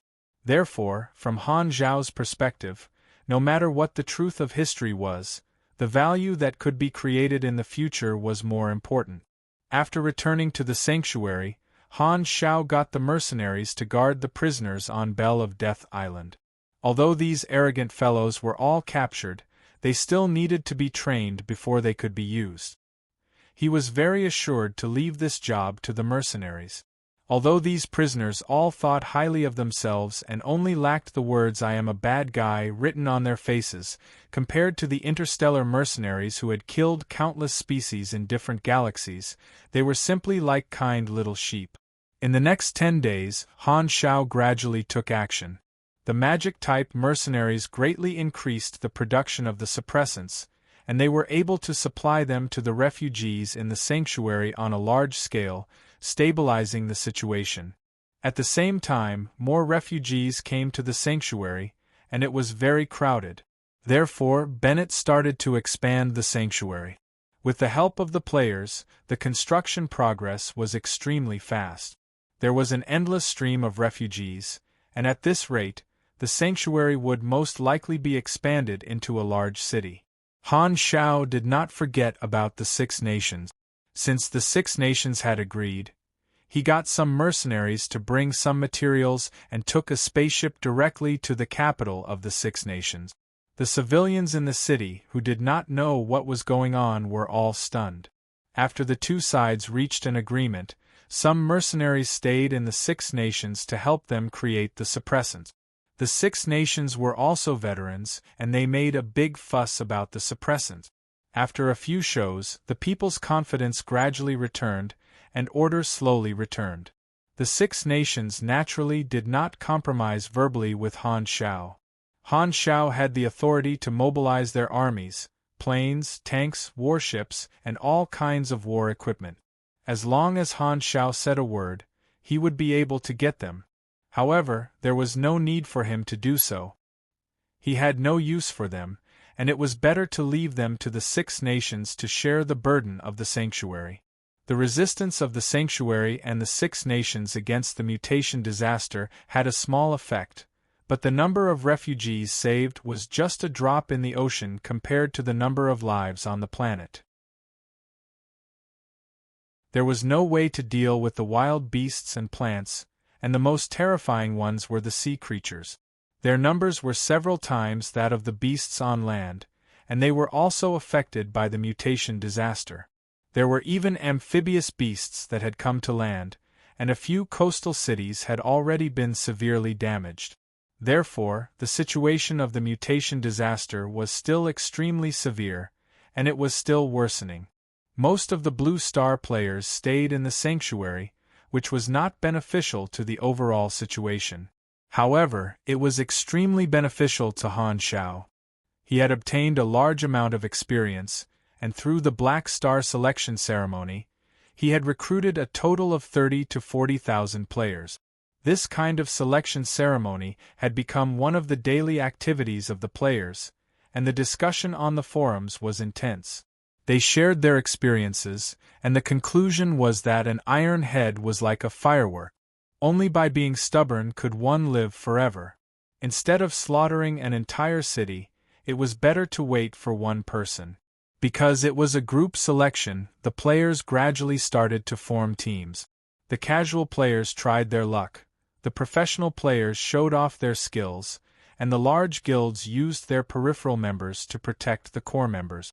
Those who had not passed the 30-second test of true man could not miss this opportunity.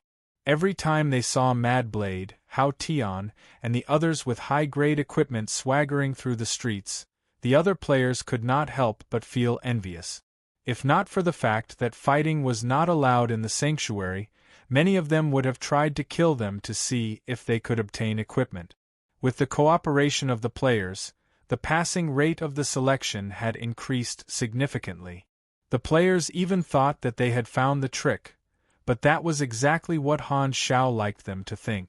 Han Xiao had prepared for a long time, and everything was going according to his plan. Most of it was good news, except for one thing, which he did not expect. The players had actually learned how to play the Wayne cards from Herlu's, and more people were addicted to playing cards. When Han Xiao found out about this, he wished he could strangle Herlu's to death. You only know how to play cards every day, and you even led a professional foot soldier astray. Are you trying to force me to sell my card packs?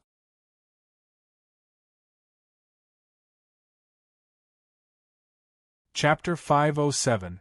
However, the mercenaries were not impatient with these new companions. Some of the players were given the Wayne cards by Herlu's, and things quickly got out of hand. The Wayne cards were very popular in the universe. The cards had simple enchantments, and all kinds of light effects could be seen when playing. Not only was it interesting, but every card was an organization or character in the galactic world, which made the players very interested in the structure of the galaxy.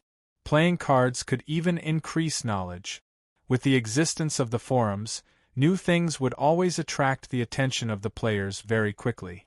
There were posts that explained the various ways of playing the Wayne cards and introduced the cards, which attracted the curiosity of the players from all over the world.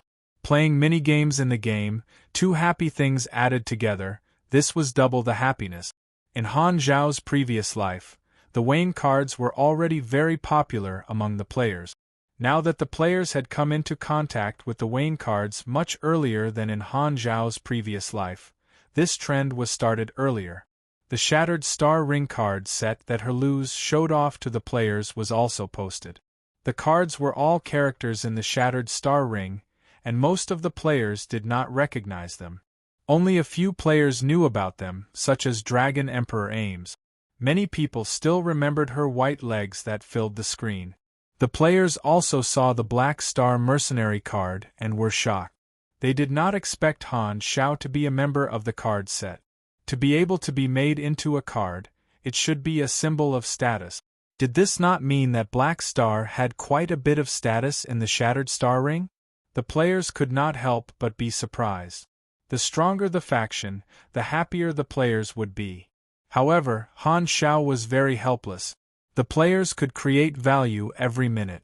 Wasting their limited energy on playing cards infinitely would reduce his profit. Hard work comes with merit, but no play comes with play. A certain great man had once said that there was nothing that could not be solved by playing cards. If there was, then just play another round. The players were having fun, and Han Xiao could not force them. Seeing this, he felt pain in his heart. Because the players were his recruitment targets, the strength of the players was equivalent to the strength of his organization to a certain extent. After hesitating for a long time, Han Xiao had a new idea. Since the players like to play cards, why don't we find a chance to hold a card game competition in the name of the faction? Set up an award or something like that. Large-scale group leisure activities can increase the sense of belonging to the faction. Han Xiao felt that this plan was reliable. From the looks of it, it was not necessarily a bad thing for players to like playing cards early. However, even if he were to hold an event, it would not be now.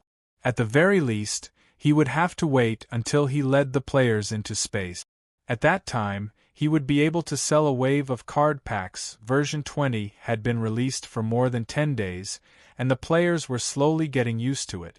In the previous version, the level limit was 60, which happened to be at the watershed of the first race evolution. Now that the level limit had been raised, the players completed their advancement one after another. This topic quickly swept through the forums, sitting firmly at the top of all the planetary boards. Han Xiao did not pay much attention to the player's analysis of race evolution. He went to look for his officers and expressed his intention to learn the energy training method.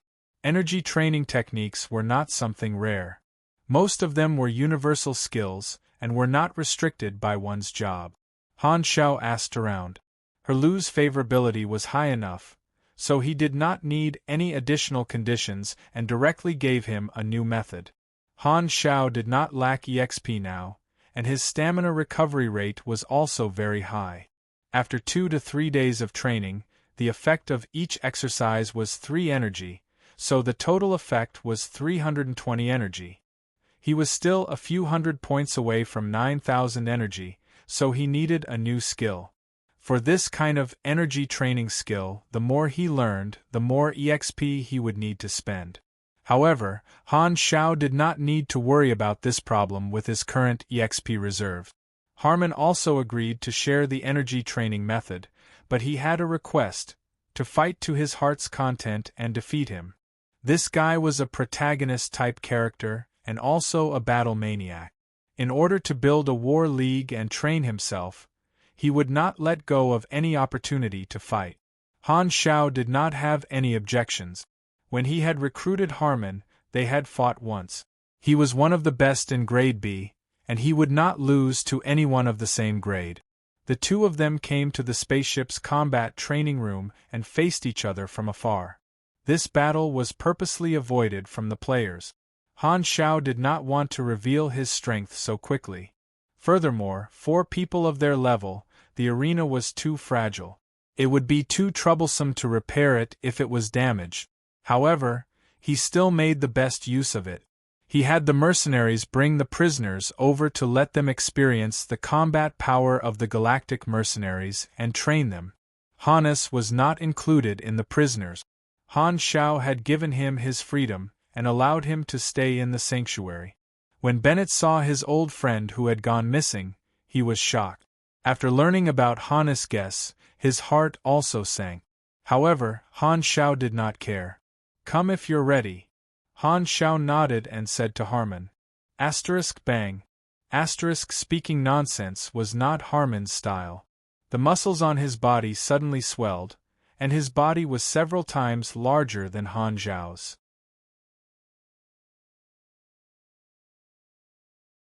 The air distorted at a rate visible to the naked eye, and the shock waves spread out, engulfing the limited space in the training room. The prisoners, who had tried their best to retreat, were still hit by the shock waves. The pressure of the shock waves pressed them tightly against the wall, making them look like paintings. Everyone's face twitched incessantly, and their expressions were even more distorted than when they were diving. A string of damage values jumped out from Harmon's head, and the shock waves penetrated his body. Harmon's tensed body immediately softened, and he entered a temporary state. Taking advantage of this opportunity, Han Xiao soared into the air, kicking towards Harmon's head. Countless mechanical components instantly spread out from his leg, and in the blink of an eye, a black mechanical foot several meters long had attached itself to his calf. It ruthlessly stomped on Harmon's face, causing a muffled sound to ring out. This kick landed squarely on Harmon's face, and the tremendous force caused the floor beneath Harmon's feet to cave in and distort. Without waiting for Harmon to struggle free, the mechanical foot released clanking sounds, and the alloy shell beneath it unfolded, revealing a large caliber cannon barrel. It aimed straight at Harmon's face, and light particles condensed, causing a dazzling radiance to light up within the cannon barrel. Rumble! The light cannon fired a fiery explosion at Harmon's face. The two of them fiercely bounced back, and their burly bodies, which were emitting black smoke, tumbled backwards. As for Han Xiao, he nimbly landed on the ground. The giant mechanical hand and foot disintegrated at the same time, transforming into mechanical components that rapidly folded together, transforming back into compressed orbs that automatically retracted. This series of moves was currently a commonly used combat method. Whoosh! Suddenly, Harmon tossed out his battle axe as he tumbled. The axe spun and flew out, bringing with it a sharp whistle. Han Xiao did not move, and the halo array appeared behind him. The floating cannon shot out rays of light, instantly forming a golden shield in front of him. The axe embedded itself into the shield with a clang, leaving behind a large mirror-like crack. The blade of the axe was just 10 centimeters away from Han Zhao's forehead. Pushing aside the axe, Han Zhao looked over and saw Harmon standing up. After suffering a series of heavy blows, apart from a large patch of his body being charred black, he was still full of energy. He then took out a warhammer. How exciting! Harmon wiped the corner of his mouth, his tone rough as he breathed out hot air, full of fighting spirit. You really can take a beating. Han Zhao was helpless. Harmon had a one-track mind and liked to use his fists to settle everything. He was unlike Haluz, who would admit defeat. Only by knocking him out could the battle end.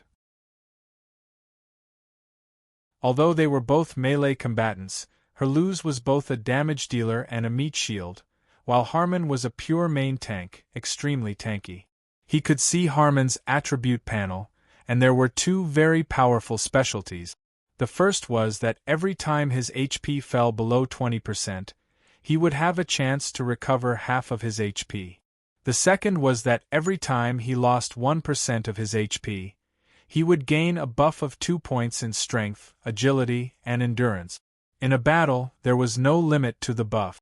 In theory, if Harmon was lucky, his strength could increase endlessly. Furthermore, he had the protagonist's aura, so he could casually look at the treasures under the skirt of the goddess of luck. These two specialties were like a limitless bloodthirsty berserk to him. Thus, this theory could easily become reality. This was a talent in combat.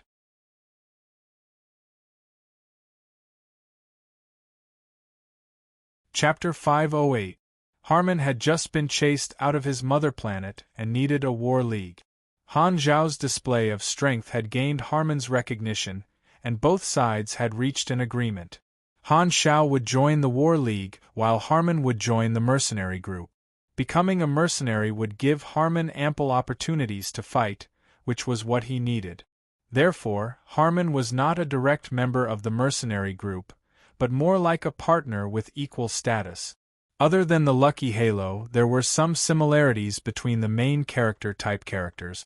For example, some of them had extended events and plots, some of them had their own personalities and ideals, and some of them had their own strength or potential.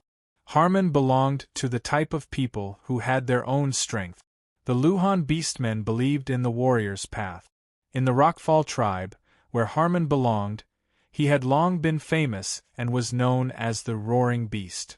This was the Luhan tribe's praise for powerful warriors. He was a good candidate for the chief position. Simply speaking, Harmon belonged to the type of main character who was very strong from the start. Han Zhao's relationship with him was neither close nor far. Harmon adhered to the traditions of the War League, so he did not hesitate to fight for Han Zhao. Warriors were never indecisive. Harmon had challenged almost all the officers in the mercenary group. Everyone knew that the longer he dragged on, the more powerful he became. He was like an unkillable cockroach that was very difficult to deal with. None of the officers had absolute confidence in defeating him, except for Erosia. No matter how strong Harmon was, he could not cut down an energy body. This was his weakness. Han Zhao had no interest in competing with Harmon in terms of endurance. It was better to end the battle as soon as possible. Roar! Harmon let out a roar. His powerful lung capacity caused the air to vibrate. Dragging his warhammer, he charged forward once again. Every step he took caused the metal floor to rumble as he closed in at an extremely fast speed. Clatter! Facing the charge, Han Zhao did not move. 2 compressed orbs fell from his sleeve. The moment they touched the ground, electricity flashed and the orbs transformed into 2 humanoid robot soldiers, silently guarding Han Zhao's left and right side. The robot warriors had bright yellow, white, and black alloy shells. Their 4 limbs were the same as human beings, and they were 2 meters tall. Their armor was not bulky, but it was not light either. They were at the right size. Their heads were shaped like the beak of a knight's helmet, and on their backs were two wing-like propulsion wings. Their palms were four-fingered, and it was impossible to tell what weapons these two robots were equipped with. At the same time, Harmon had already arrived in front of Han Xiao. With a fierce twist of his waist, his door-sized warhammer swung in an arc, sweeping towards Han Xiao from the side. The power behind this strike was clearly much greater than before, causing a violent gale to surge up. Whoosh! Before the hammer arrived, the strong wind already made it difficult for Han Xiao to open his eyes. This hammer attack was obviously meant to send both Han Xiao and the robot flying. If he was hit by this attack, Han Xiao would probably trigger the strength suppression effect, and he would probably be stunned for a short period of time. After all, his strength attribute was not high. Even if his health was extremely tanky, it would not feel good. Han Xiao didn't panic at all. His eyes flashed. "Philip, load the data." 1. The two deathly still robots shuddered and immediately began to move. Their movements were smooth and natural, without the slightest hint of mechanical stiffness. The robot on the left rapidly extended both hands, causing its mechanical arms to split apart. Numerous mechanical parts extended out, causing the arms to instantly expand by a size, transforming into a heavy soldier form. Its palms grabbed the hammerhead, and the propellers on its back began to operate at full power, causing chaotic airflow to erupt. Dang! The warhammer was forcibly blocked. In terms of strength, it was actually not suppressed by Harmon. The robot on the other side clasped its arms together, causing a small crack to appear in the middle of its arm guard. It flickered with a faint blue light, sucking in large amounts of air, causing a sharp whistle to ring out.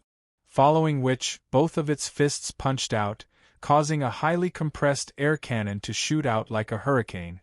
Harmon's chest felt stuffy, and like a large tree being uprooted by the wind, he was sent flying over 100 meters away, smashing into the wall of the training room. Bang!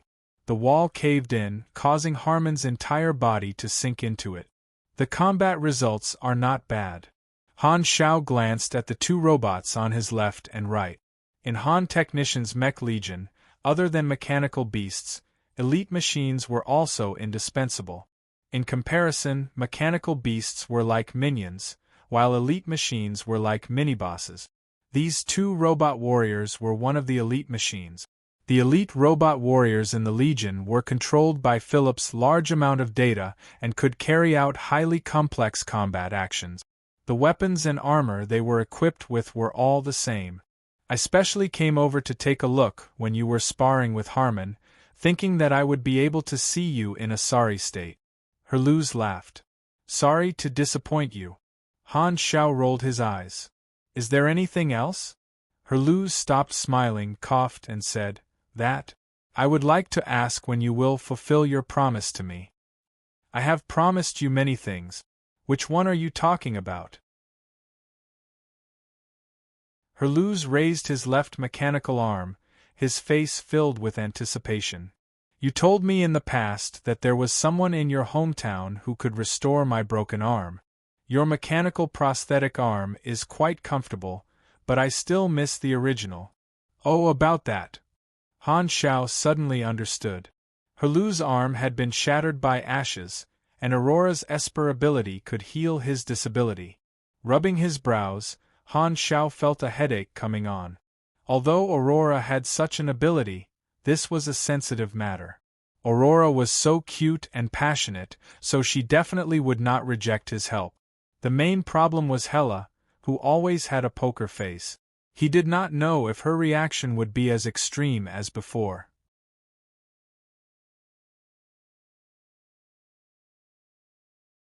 Chapter 509.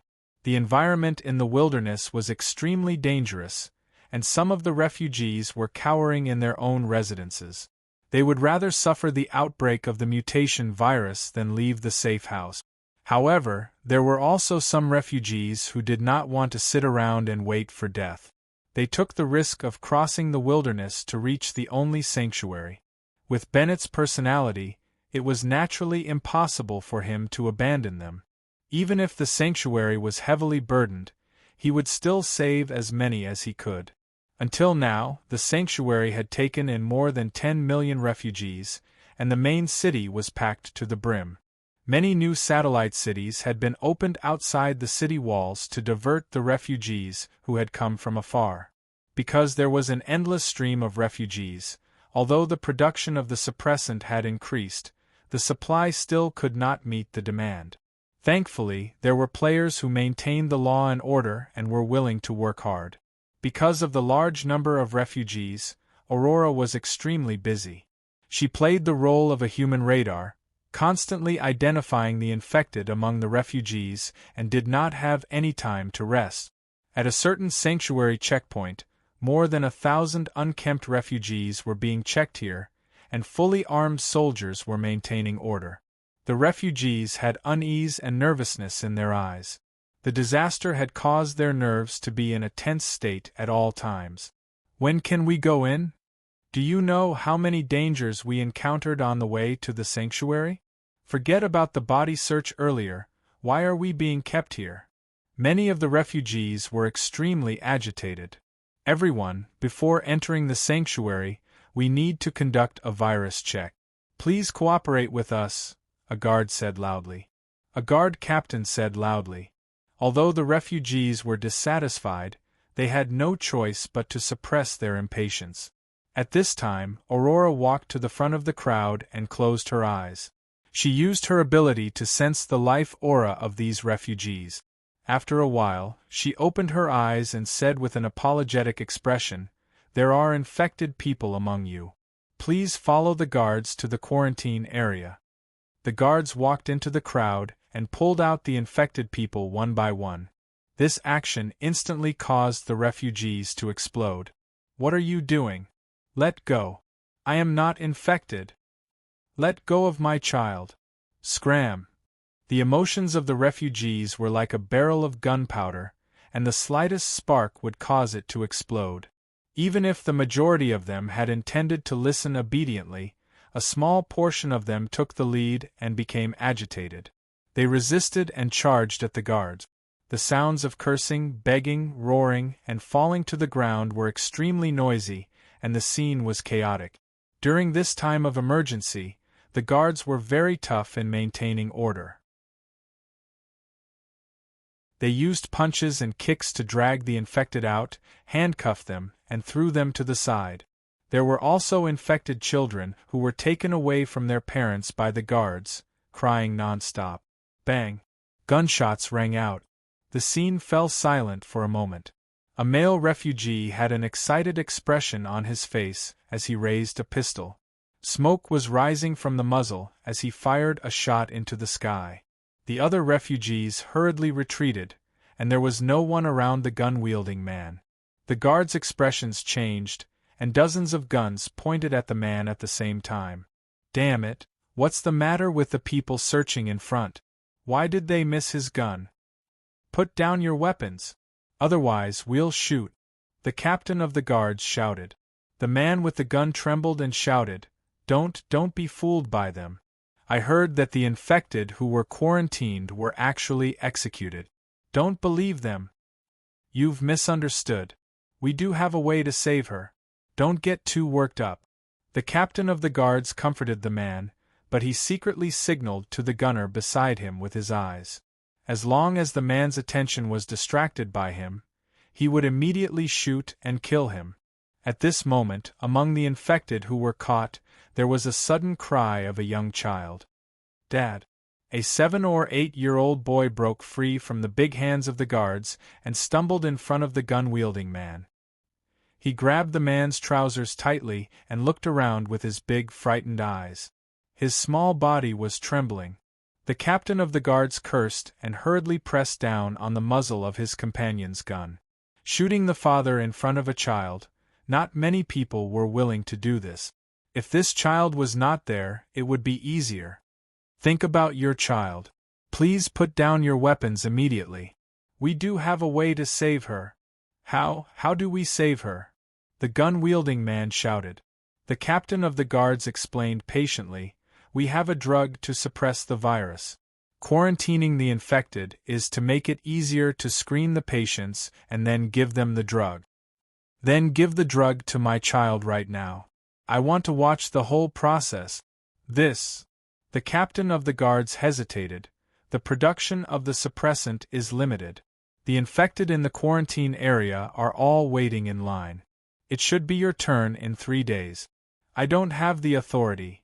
The gun-wielding man roared and interrupted the captain of the guards. I don't care. Give me the drug immediately or I will shoot. With that, the gun-wielding man pointed at Aurora, who was looking at them from a distance. He just noticed that Aurora was the person who could distinguish the infected. She seemed to be an important person. He felt that this threat was useful. All the guards were shocked and their fingers were about to pull the trigger. Don't shoot. She is the only one who can distinguish the infected. Everyone needs her. I don't care. I want the drug. The gun-wielding man's eyes were bloodshot and his emotions were extremely unstable. At this time, a dark red energy protected Aurora. Hela walked out from the side with a cold expression. The gun-wielding man immediately fired, but all the bullets were bounced off by the dark red energy shield. Hela waved her hand and the dark red energy shot straight to the gun-wielding man's forehead. When Aurora was working, Hela had always been by her side as a guard to prevent any accidental factors from hurting her sister. This shot was fatal. She would not show mercy to anything that threatened her sister's safety. Sister, don't. Hela frowned. The energy that was supposed to explode the gun-wielding man's head changed its course and only broke the gun in his hand. The guards immediately swarmed up and subdued the struggling man. At the same time, they pulled the little boy who was holding his father's trousers and crying to the side. You should let me kill him. Kindness is the natural enemy of survival. You should change. Don't be so childish. Hela was impatient. Aurora smiled and said, No, I know that sister is here. He can't hurt me. He was just impulsive. We shouldn't take his life because of that.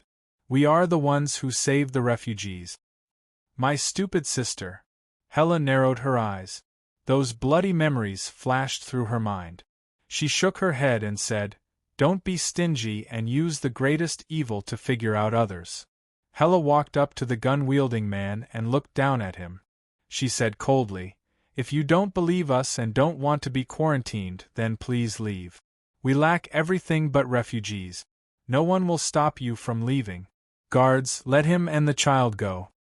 The guards did as they were told and let go of the man. The man hurriedly picked up his child and glared at Hela. However, he was glared back.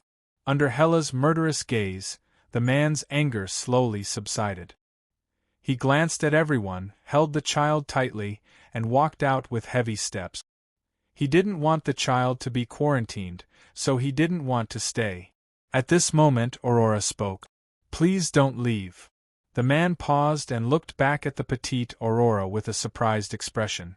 Aurora said sincerely, Although we won't stop you from leaving, I strongly suggest that you stay. The wilderness is really too dangerous. You can only be safe in the shelter. Please believe in my sincerity. Then bring the medicine immediately to save my child, the man hurriedly said. However, Aurora shook her head. In order to protect your family, you did not hesitate to take the risk and resist. Believe me, I understand this impulse very well. However, I'm very sorry. We will definitely not give you the inhibitor in advance. This is unfair to others.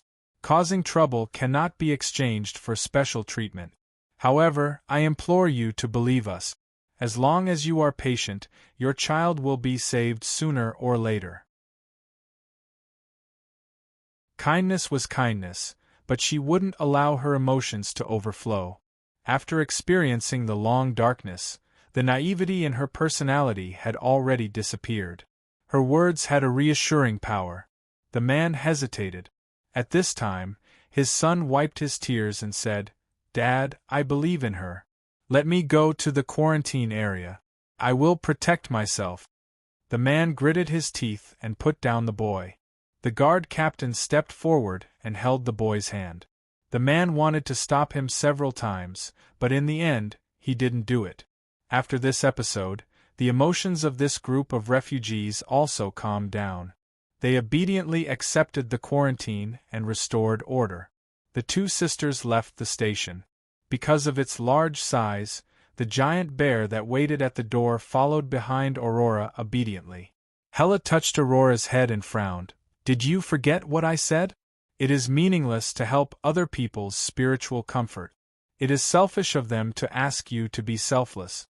Don't show kindness to strangers. They are not qualified to receive your help." Aurora shook off Hela's hand and whispered, "Since I have the ability to help others, isn't it selfish to hide it and not use it?" Hela coldly said, "For others it is noble. For yourself, it is ugly. Hypocrisy is disgusting. Most of the moral principles are just scams to make people stupid. Uncle Black Star took the initiative to save me in the past. We are people who received help. Don't say that you are unhappy." Aurora giggled. Every time this topic was brought up, Hela was speechless. She solemnly said, "In short, this favor, I will definitely return it to him. I don't like to owe others." That being said, Han Shao had already entered a new level, and his status had changed greatly. Thinking of the first time they met, Han Shao was just a weak test subject with a pale face and a thin body. He was trained by her, but now he had such achievements. She sometimes wondered if all this was real. Life was too unpredictable. Hela was very conflicted about how to face the current Han Shao. Han Shao did not seem to need her power anymore. She did not know how to return this favor. "Sometimes I really can't talk to you." Aurora pretended to be mature and sighed. "If sister was not so eccentric, there would be thousands of times more people who would acknowledge you." "Humph, so much for people who need others' acknowledgement." Hela frowned. Aurora helplessly shook her head. Although she had always been protected by her sister, she felt that sometimes her sister was the child who had not grown up. At a corner not far away, Han Shao and Herluz had just arrived. They heard the two sisters' conversation and looked at each other. "Go back. I don't think you have a chance." Han Shao narrowed his eyes. Herluz was shocked. "F***ck, you haven't asked yet. Can't you be more useful?"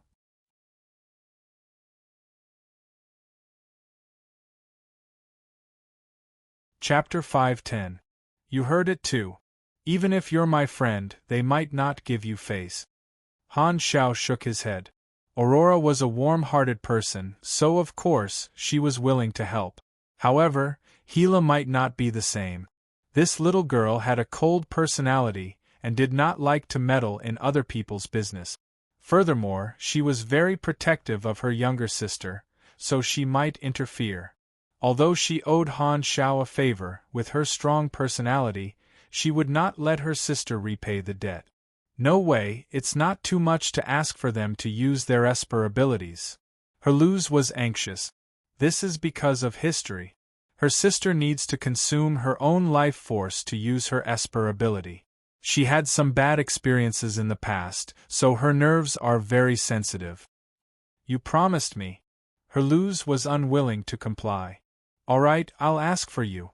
Han Shao shook his head helplessly and walked out to stop the two sisters. The giant white bear's nose twitched as it smelled a familiar scent. Its bean-sized eyes stared at Han Shao hesitantly, not sure if this was its former owner. Only when Han Shao waved his hand did it run out happily and roll around in front of Han Shao, exposing its belly. The ground was covered in dust from its rolling. "This bear has been raised by you." Han Shao scratched the giant bear's chin. It was furry and felt better than Harmon's. In the past, this bear was called Baby Bear. Now that it was a few meters tall, it could not be called Baby Bear anymore. Otherwise, it would be too disgusting. "Yeah, it grew very fast and has always been by my side.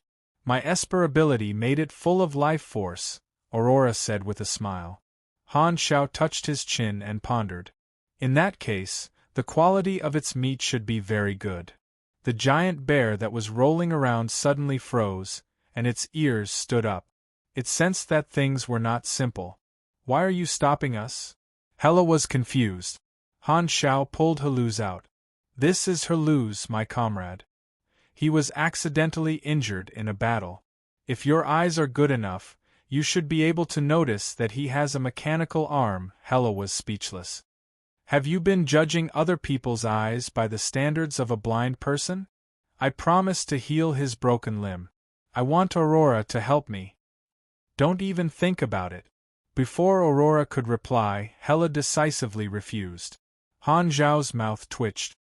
"At least pretend to think about it. You know my sister. She can heal other people's injuries, but it will consume her own life force. In this world, I only allow my sister to save one person, and that is you." Hela suddenly paused. She thought for a moment and added, "But don't think that our friendship is that good. This is what we owe you. Other than you, we won't save anyone else." Aurora had given her an incomparably exuberant life force. Her cells were constantly reacting by themselves, producing a special life force. Aurora's life force was like a bucket of water, and only a drop of water was needed to heal a serious injury. This consumption was just a drop in the bucket. However, what was being consumed was life force. After all, although Aurora was healthy now, Hela would not allow her to waste her life force because of this. Before Han Shao could say anything, Aurora interrupted. "Sister, this is just a small matter to me. I've always been the one being helped by others. I also want to help Black Star." "No." Hela flatly refused. "Sister, don't always make decisions for me." Aurora was helpless. "Why don't you want to believe what I've taught you?" "In this world, kind people get bullied," Hela said angrily. "It was like this just now, and it's like this now. When will you learn to be more careful? As long as there's a first time, all the injured people will come to you in the future. Are you going to keep consuming your life force to help?" Han Shao was immediately unhappy. Why did he feel that this woman was indirectly scolding him? Her skin was itching for a beating. Han Shao had asked Philip to pull up the surveillance video to explain the commotion at the quarantine station. The daily affairs of the fallout shelter were handled by Bennett, and the unimportant ordinary refugees could be dealt with however they wanted. No one could overturn the situation. Han Shao was not so free as to interfere with such trivial matters. The main thing was to understand the cause of the conflict between the two sisters. In the past, the two sisters were in a difficult situation and relied on each other. Now that they had lived safely for a few years and spent every day together, even if they were relatives whose blood was thicker than water, their personalities could not be completely compatible. There was bound to be friction, just like love that would end sooner or later. Only distance could create beauty. "Sister, why do you always overdo it?" "I will naturally refuse when I don't want to," Aurora said. "Furthermore, Uncle Black Star has helped me so much. I want to repay him. If I say no, it means no." Hela glared at Han Shao and said in a low voice, "You're our benefactor. I will definitely repay this favor, but please don't have any ideas about my sister." Han Shao was speechless. She made it sound like he had some improper thoughts. She was overly protective. Looking at the two sisters arguing, Haluz looked at Han Shao and said weakly, "You're right. There's no chance. Old Haluz, let's go." Just as the two were about to turn and leave, Aurora suddenly raised her voice and sounded very serious. "Sister, you can't protect me forever, and I can't always be a child that needs to be protected. I beg you very seriously, don't make decisions for me. No, your thinking is too childish. You don't know how to protect yourself at all." Hela did not buy it. "Why do you always want to change me?" Aurora was angry for the first time. Her eyes flashed and she said, "What I despise the most is those who don't need help mocking those who are willing to help. Only those who have experienced it know how much they hope for others to lend a helping hand when they're in trouble. I know this feeling very well. When I needed help the most, day and night, I prayed countless times that someone would come and help me. Needles pierced into my veins time and time again, scalpels cut into my flesh time and time again, but no one came to help. Do you understand that kind of despair? Hela was stunned and she looked ashamed. It was because of her negligence that Aurora was captured by the Germinal organization and suffered so much. As the sister, she could not help much. It was only because of Han Zhao's sudden help that she saved her sister. Hela always felt that she was a failure as a sister. In the past, Aurora would never talk about her pain in front of her. This was the first time she blamed her. Hela was caught off guard and did not know how to respond. I know that sister is a strong-willed person. In order to not give you pressure, every time I see you, I pretend to be optimistic and cheerful. But do you think it's possible for me to be happy? Aurora said seriously, I've been through a lot of pain. I know how cruel people can be. I know the despair of being in a desperate situation with no one to help. The only thing I can do is to not succumb to the dark environment. I can't be easily changed by the pain and become a twisted person filled with hatred. Believe me, this is even more difficult than enduring the pain of sex. Han Xiao helped me when I was at my most desperate, so I'm willing to help others. She stared into Hela's eyes and said softly, We can't always live in the past.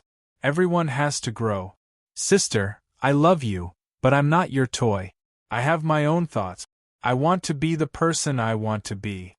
Hela opened her mouth, but didn't know what to say. Han Xiao raised his eyebrows in surprise. He didn't expect the two sisters to quarrel. Perhaps the resentment that had been accumulated in the past few years that he wasn't around exploded. Even if they had gone through a lot together, it was impossible for them to continue dating and loving each other. When there were no external enemies, it was inevitable that they would quarrel. This was something that Han Xiao had deeply experienced from his neighbor's discordant husband and wife life in his previous life. However, quarreling wasn't necessarily a bad thing. At the very least, they could deepen their understanding of each other and seek common ground while reserving their differences. Han Xiao shook his head. Women. Everyone was silent. Aurora scratched her face embarrassedly. Her strong aura instantly collapsed. She carefully asked, Sister, I'm going to treat him. You've already said so much. What else can I say? Just pretend that you don't have a sister like me. Go. Hela said unhappily. Aurora's face lit up, and she gave Hela a hug. Seeing this, Han Xiao brought the few of them to the machinery modification room and dismantled Helu's mechanical arm. Aurora aimed her palm at Helu's broken arm, and a thick golden light shot out from her palm and entered Helu's body. Granulation began to grow on the broken limb, and the itch was unbearable. In the past few years, Aurora had also been developing her Esper ability. She no longer needed to use blood to save people. Instead, she could release the active life energy in her body.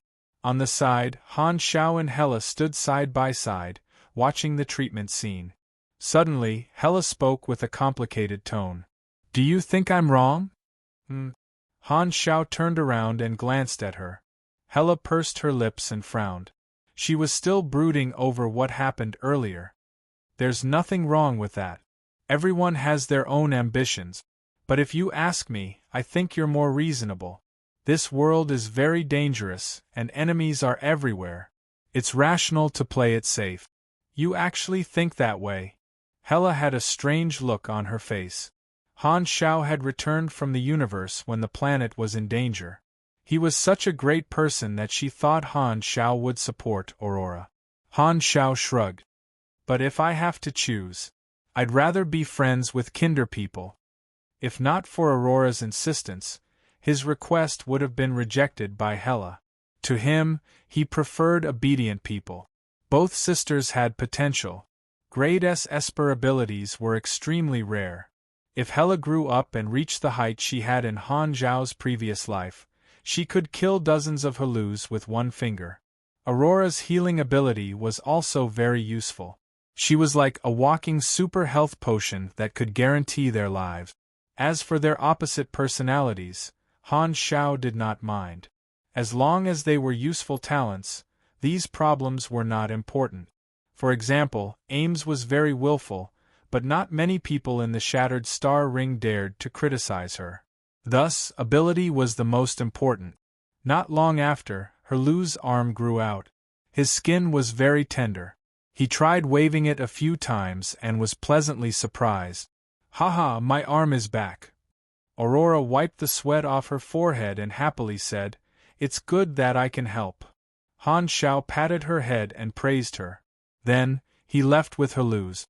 Herlu's was very satisfied with his new arm and was happy all the way. After returning to his room, Han Xiao sent Herlu's away, took out his galactic communicator, and opened the Garten Star System's regional channel. Now that the plan to recruit players was on the right track, and he had obtained the energy skills that would lead him to the next level, the next step was to see when Ghidorah's rescue team would arrive. Version 2.0 had been open for half a month. Counting the days, Ghidorah should be arriving soon. The Garten Star System was under Ghidorah's jurisdiction. It was too much of a coincidence for so many civilizations to have a disaster happen at the same time. Ghidorah naturally had their suspicions. The first thing they thought of was their archenemy, Darkstar. They felt that this might be a conspiracy, so they did not act rashly and investigated for a period of time. However, a few hours ago, Han Zhao's communicator received a regional notification regarding this matter. Many galactic media outlets noticed the situation in Ghidorah's jurisdiction and reported on it. Thus, the disaster attracted even more attention, and Ghidorah's media was the most concerned. After all, this was a problem in the jurisdiction of a civilization. After a series of reports, more and more Ghidorah citizens learned about the disaster that had befallen their allies. They also realized that their own civilization had not sent out any rescue teams after a long time, and the citizens started to clamor for the leaders to send out rescue teams as soon as possible. After looking at the regional news of the Garten Star System, Han Xiao raised his brows and came to a conclusion. Dark Star has started to move. At this time, Ghidorah had not officially intervened, and the news of the mutation disaster was naturally leaked by Darkstar in the dark. With some people adding fuel to the fire, it created a large-scale impact, making the entire Ghidorah civilization the center of attention. Other than Han Xiao, the entire star system thought that this was a sudden and unknown disaster. No one knew that this was Darkstar's scheme. If I'm not wrong, Darkstar's team should be hiding on Blue Star, right? Han Zhao's eyes flickered as he pondered.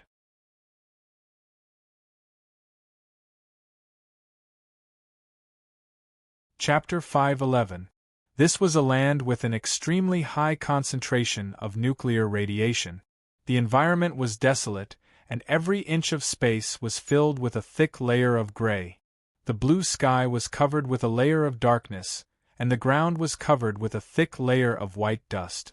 There was not a single bit of green in sight, and there was no sign of life. At this time, dozens of thin spaceships were parked there, and a group of mixed-blood Ghidorah people wearing galactic combat suits were fiddling with some strange equipment. This vanguard was made up of ordinary Darkstar soldiers, and only the leader was a Grade B. Their mission was to hide, and they did not need to engage in combat. These spaceships were always in stealth mode, blocking all kinds of detection equipment.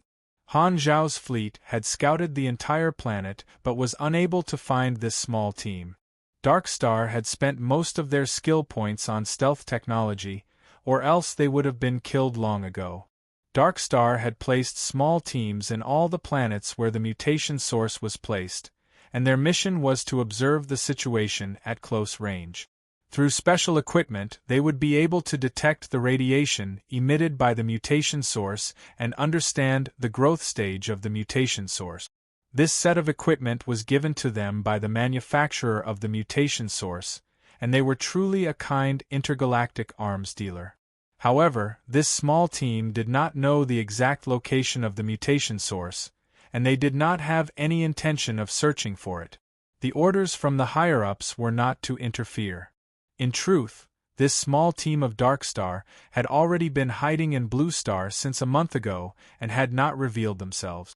Through the more advanced virtual technology, they had connected to the satellites of the Six Nations and shared the vision of these eyes. The destruction of this planet by the mutation disaster was seen by them, but they were not concerned about it. It was only until the appearance of Black Star that this small team started to pay attention and sent the news to the headquarters.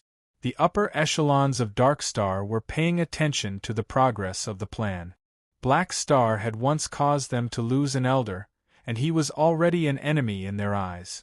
This news surprised the upper echelons, but after a round of discussion, they all felt that the reason Black Star had appeared in Blue Star was not because of them. We've investigated it. Blue Star is Black Star's hometown, and we happened to choose this planet. It should be that the natives of Blue Star have a way to contact Black Star.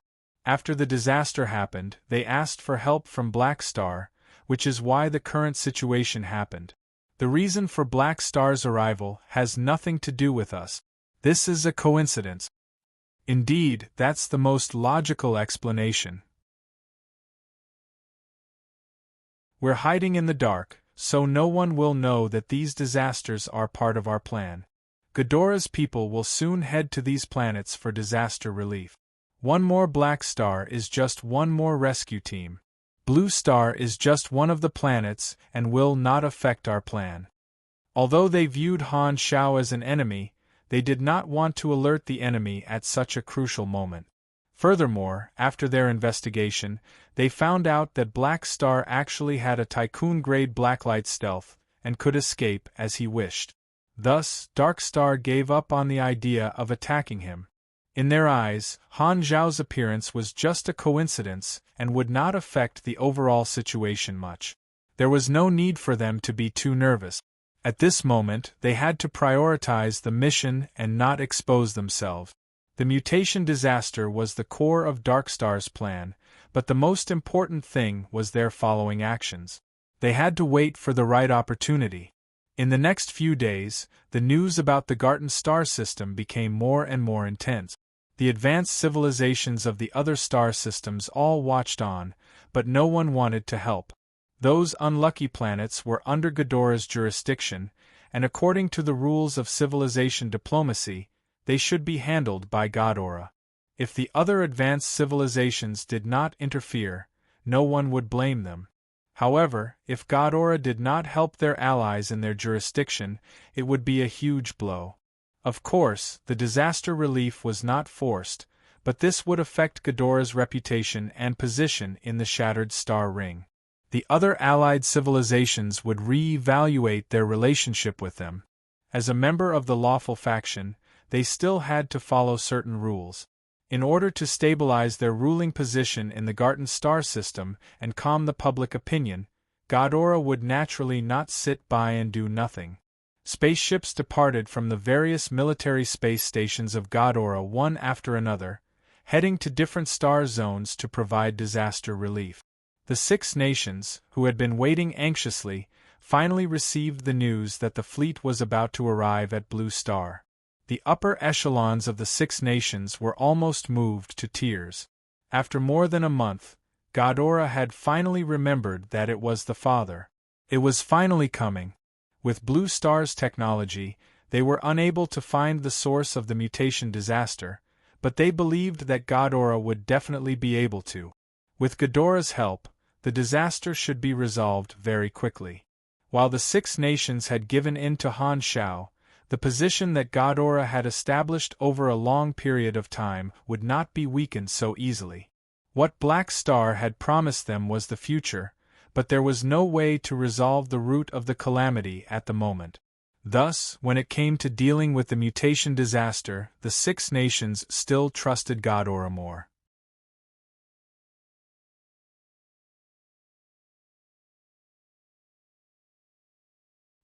He hurriedly went out to welcome them. Buzz. The bottom of all the spaceships opened up, and yellow gravitational beams shot out, pulling out god aura people one by one. It was like laying eggs. The rescue team slowly landed, and the commander at the front was Nagajan. Outside the walls of the sanctuary, there were many new residential areas. When the guards and refugees saw this scene, their mouths were wide open, and their faces were blank. This was the first time they had seen god aura people, and they were both shocked and nervous. They stared at these aliens without blinking. Bennett had seen the god aura people that Han Shao had captured before. At this moment, he calmed himself down and walked forward to welcome them. Respected friends of god aura, I am Bennett, and I am currently in charge of this sanctuary. On behalf of Blue Star, I welcome all of you here. Thank you for your generous help. This planet needs your help. Nagajan did not deny it and pointed at the spaceships above the sanctuary. He spoke through the translator with a solemn and dignified expression. What's up with those spaceships? Blue Star was just a native planet, and the god aura soldiers present all had a sense of superiority on their faces. They did not place the natives in their eyes, but there was an interstellar fleet here, and they could not help but feel curious. The reason Ghidorah's fleet had come to the sanctuary was not because they knew that Han Shao was there, but because they had discovered Han Zhao's fleet. As such, Nagajan changed the route of the fleet and did not land at the coordinates provided by the Six Nations. Instead, they came here to investigate. Nagajan had the strength of a calamity-grade super, and the aura that he unconsciously exuded made Bennett's heart tighten. He subconsciously felt a sense of danger and forgot to speak. At this moment, Han Shao walked out from the crowd and chuckled. Nagajan, we meet again. It's you. Nagajan's eyes widened, and the solemn expression on his face disappeared. He laughed out loud and quickly walked forward to give Han Shao a warm hug. The last time they had fought side by side, he had left a deep impression on Nagajan, and he could not forget Han Shao. At this moment, he recognized him at a glance. Black Star? Ha ha ha, I didn't expect you to be here too. Compared to his condescending attitude toward the natives of Blue Star, Nagajan's attitude toward Han Shao was completely different. He hugged and patted Han Zhao's shoulder as though he was an old friend. It was a complete difference in treatment. Hearing this, the troops behind Nagajan were in an uproar. It's actually Black Star. That mercenary who killed a Dark Star Calamity-grade super alongside Nagajan. The arrogance on the faces of the people of God Aura was replaced by shock. Looking at the two of them, Bennett was shocked and said in disbelief, You know each other? Didn't I tell you before? I have many friends in the galaxy. Han Shao let go of Nagajan and said with a smile. Bennett nodded. He had indeed heard Han Shao mention it before, but he did not know the details. Seeing Han Shao and the commander of the God Aura fleet calling each other brothers, he finally had a direct understanding of Han Zhao's position in the galaxy. You're probably doing better than I thought. Bennett sighed with mixed feelings. Not too long ago, Han Shao had also sent him an invitation, and he had chosen to stay in Blue Star. Now, the gap between them had become so huge. He had even been frightened by the aura of this commander of God Aura, but the other party was extremely friendly toward Han Shao. Bennett was only disappointed for a moment before he recovered and was secretly happy for Han Shao. In the distance, the players were whispering. I didn't expect God Aura to come to our planet. The officer on the other side seems to be an acquaintance of the captain. I remember in Pork Bun's video that the captain has a good relationship with God Aura.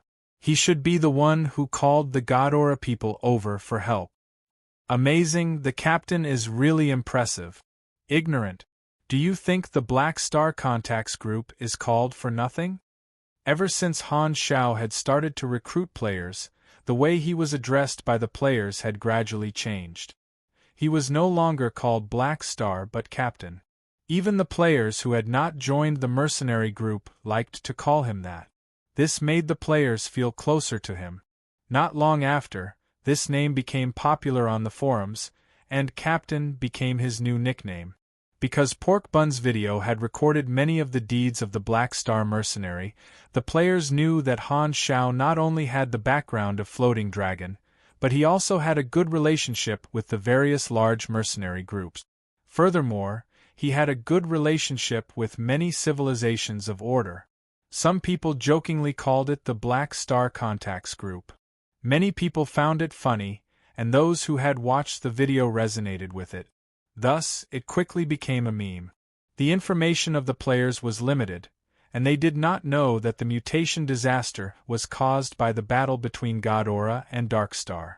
They also did not know that the Six Nations had asked Ghidorah for help. Thus, at this time, the players still thought that the Ghidorah fleet was summoned by Han Shao. As expected of the Black Star Contacts Group, Nagajan was happy for a while before remembering his duty. He asked, "By the way, why are you here?"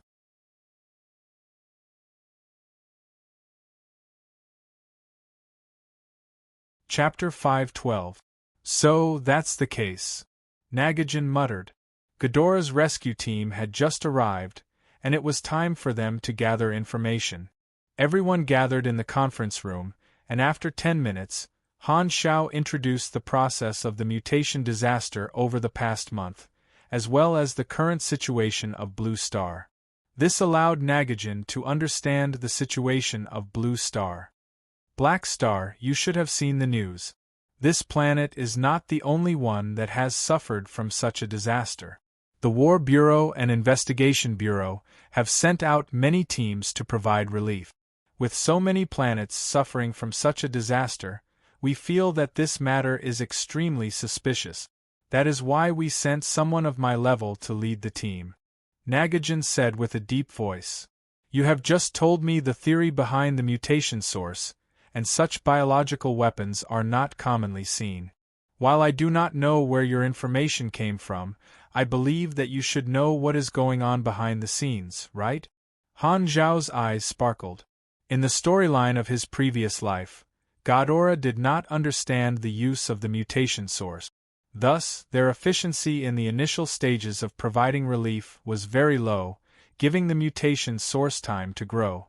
Han Zhao's information had helped Ghidorah point out the correct path, and the subsequent effects would definitely increase the overall progress of the mission. At the very least, it would be much better than in his previous life. However, revealing this information had its pros and cons. Now was not the best time to reveal the truth, but he needed Ghidorah to understand a portion of the information before he could carry out his mission. Thus, Nagajan naturally suspected that Han Shao knew more about the truth. As for the fact that the mutation disaster was Darkstar's scheme, Han Shao did not intend to tell Ghidorah everything. There were many reasons for this, but the most important one was that he would not gain much from revealing it now. Furthermore, Darkstar's plan was interconnected, and this was only the beginning. According to the actions of Darkstar in his previous life, even if he told Ghidorah that the mutation source was released by Darkstar, they would still fall for it. That was because when Darkstar's plan was laid out, Ghidorah would realize that it was an open scheme, and it would be useless to guard against it. Although Han Shao understood Darkstar's intentions, he also understood that if he told them everything, it would be unreasonable.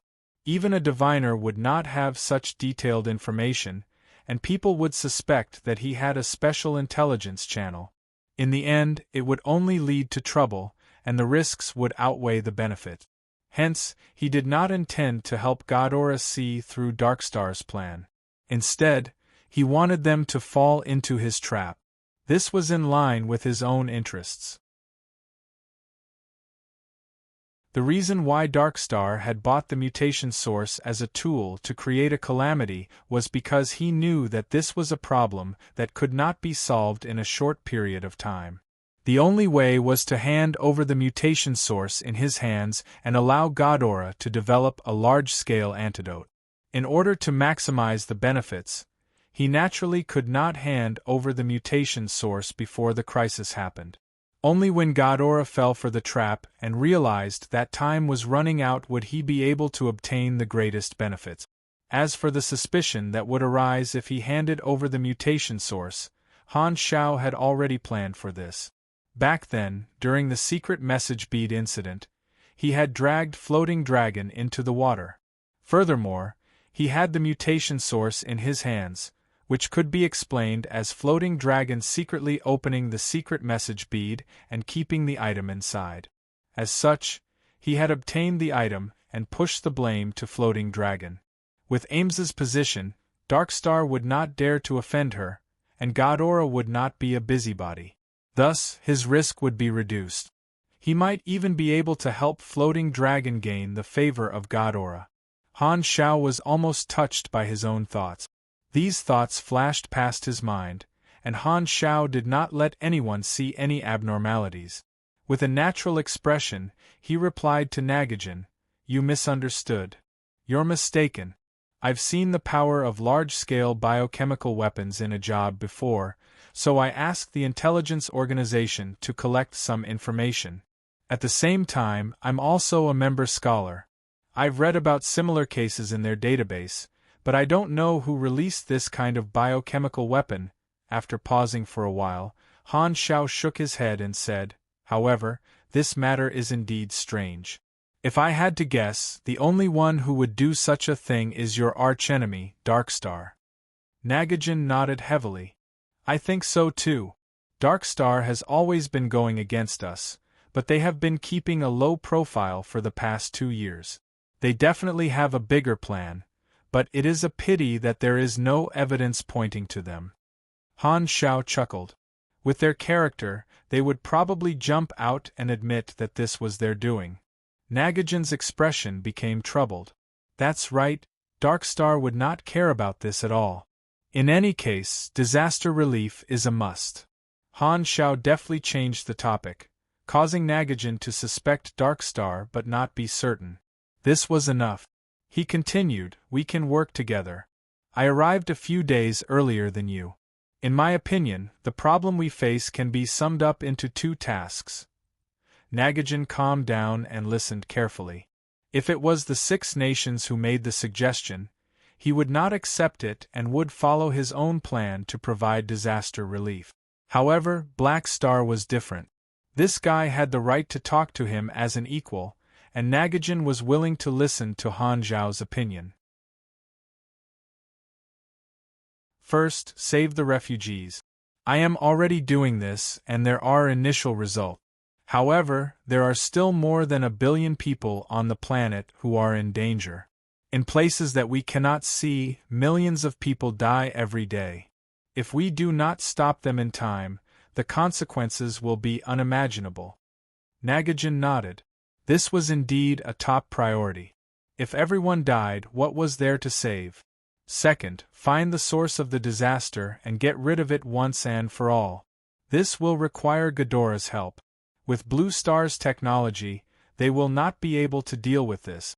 If we want to get rid of this biological weapon, we will have to create the corresponding antidote.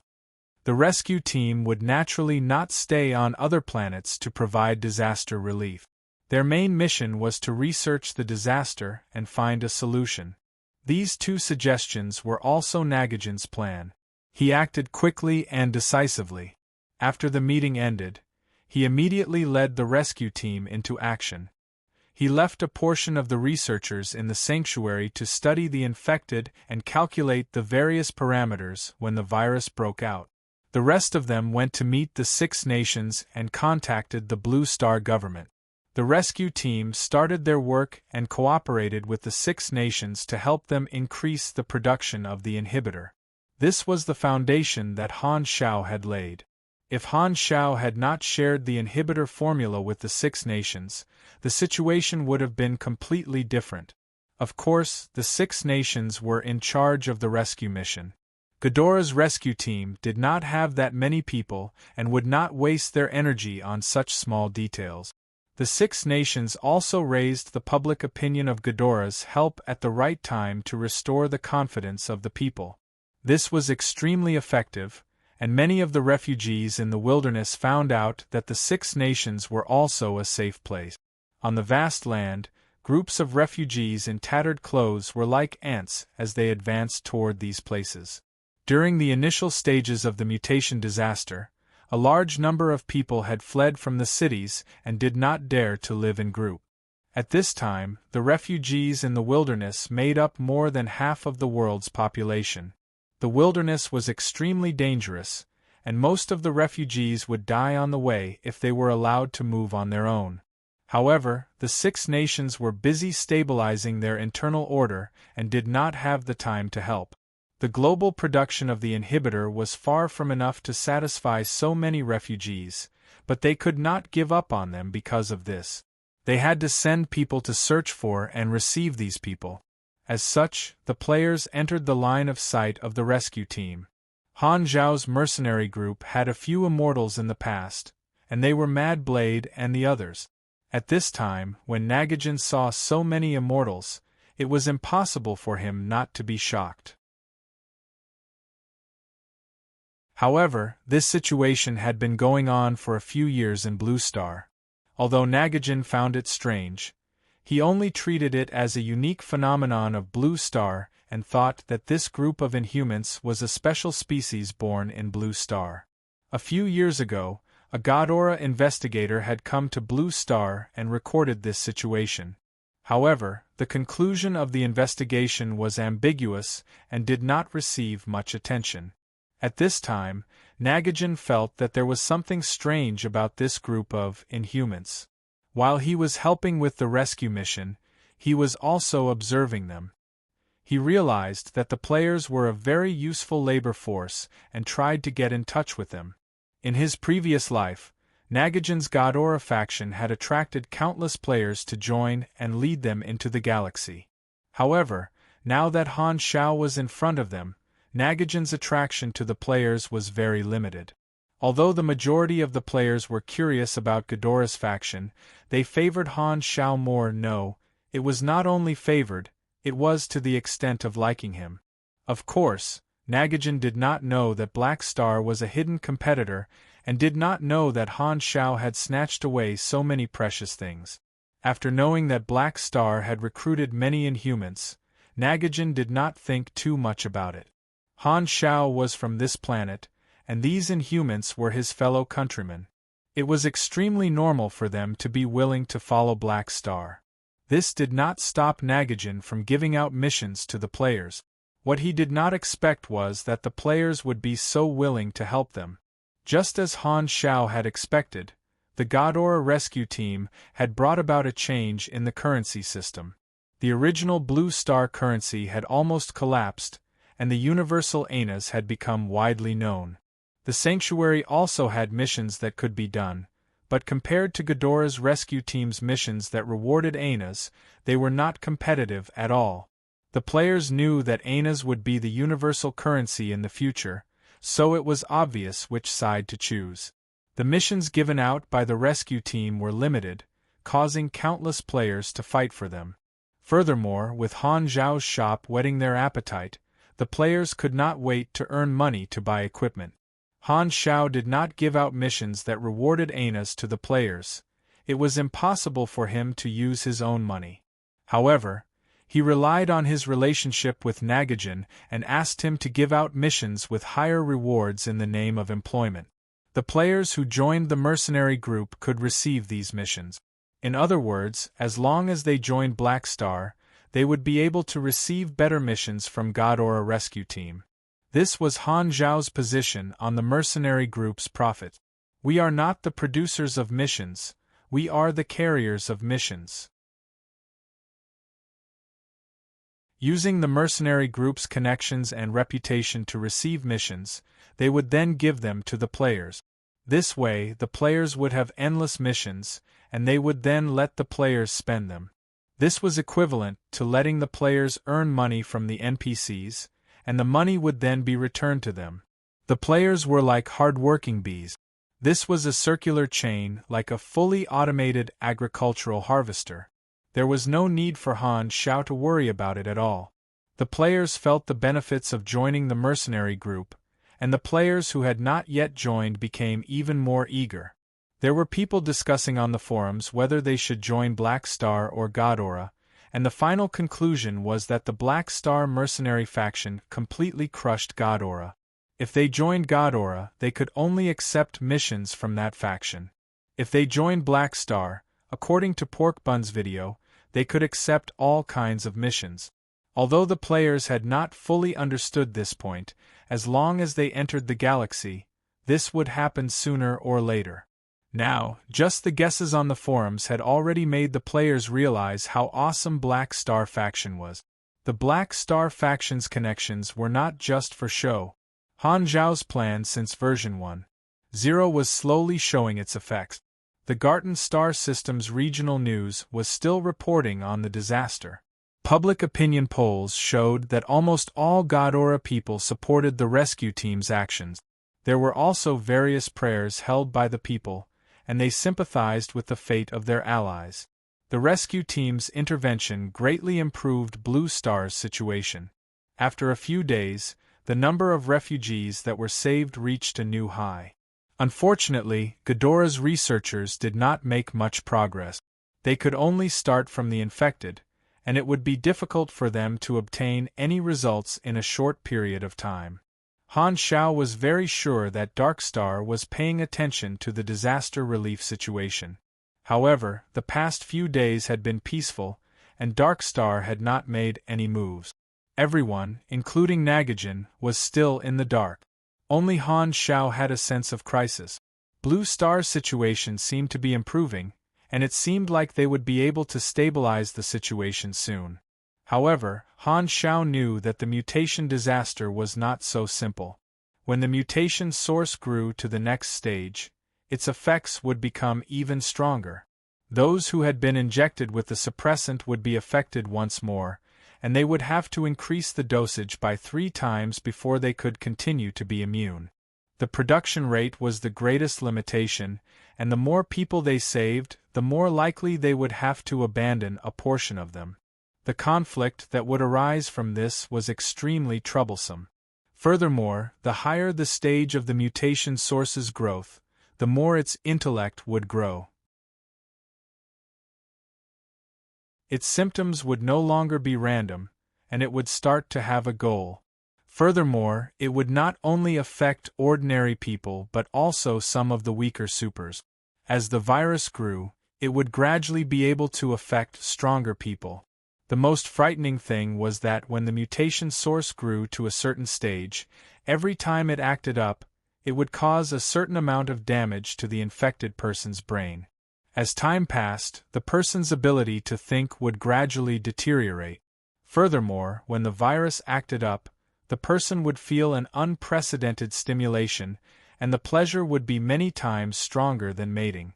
This was addictive, and the infected person would not even be willing to be injected with the suppressant. Since Han Xiao knew all this, it meant that the storyline in his previous life had already reached such a stage. If the mutation disaster was not resolved, there would only be one path of retreat left: abandon the planet and migrate the survivors. This was the worst outcome, and Sunil was a good example. The treatment of the refugees on the mutation disaster planets might not be any better than Sunil, and the final outcome would be the destruction of their civilization. Currently, the situation had not reached such a stage, but Han Xiao was not as optimistic as the others. While Darkstar had suffered a few setbacks because of him, they were still extremely ferocious. Apart from providing disaster relief, Han Xiao also remembered Hannes' request and asked Nagakin to look for clues regarding the portrait of the Godoran, and Nagakin agreed to it without hesitation. However, to his surprise, Nagajin's investigation had yielded results very quickly, and they had locked onto the identity of the Godora person that Hannes had met. And the truth was far beyond his expectations.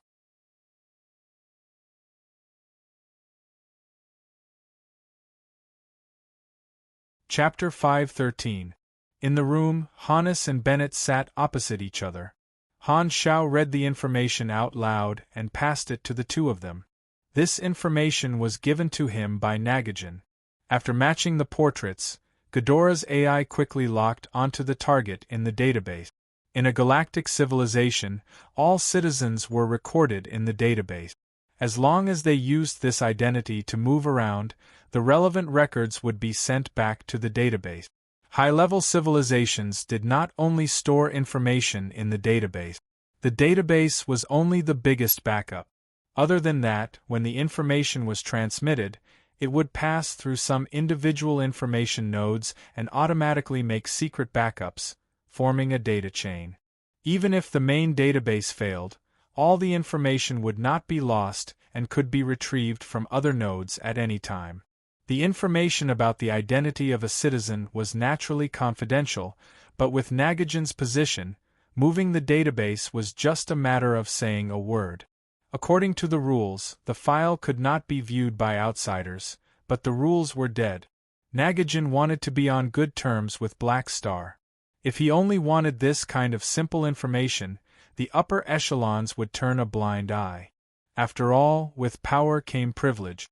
Of course, Nagajan asked Han Shao why he wanted to investigate this person, and Han Shao did not hide it. He said that a friend met a stranger from Godora on Blue Star. As for Hanna's speculation, there was no need to reveal it. It's him. Hannes carefully looked at the portrait on the file and confirmed that this Angeli was the mysterious Godora person he met on Blue Star. However, the person in the file looked much younger. He could not help but ask, "How old is this person?" According to the year of birth, Angeli is already more than 90 years old. The lifespan of a Godora person is about 1.5 times longer than yours. However, this is rarely calculated in the universe because of the existence of the hibernation pods, which can greatly slow down aging. According to the file, there has been no record of Angelo's activities since decades ago, which means that he hasn't used his own identity during this period of time. When you met him, he was already in the life-threatening cabin. Perhaps he has already been in Blue Star for a long time, Han Shao muttered. He glanced at the file again with a thoughtful expression on his face. This file could be considered rather detailed, and there was basically a record of Angeli's life from the moment he was born to the moment he disappeared. What surprised Han Shao was that this file was far too ordinary, and it looked just like an ordinary galactic citizen. With the productivity of Godora, most of the citizens did not need to work anymore. This was also a common problem in most advanced civilizations. He would not starve to death even if he did not earn enough money. Of course, he would not have a good life.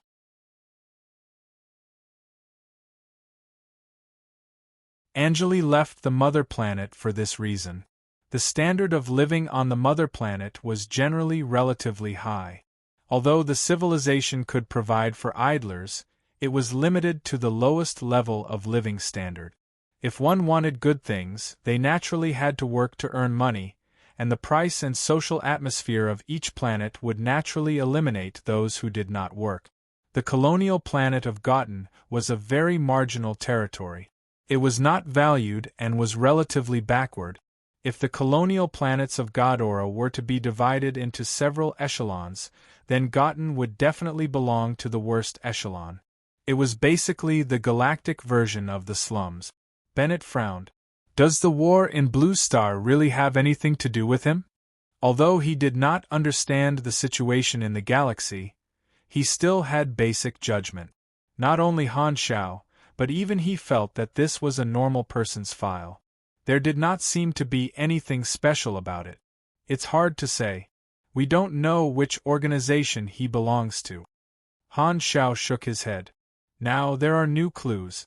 First, according to this activity record, get someone to go to Gotten and investigate. Second, get the 6 nations to hand over the life capsules that they seized. I'll check the product number and be able to find the seller. We'll continue the investigation. Okay, in short, everything depends on you.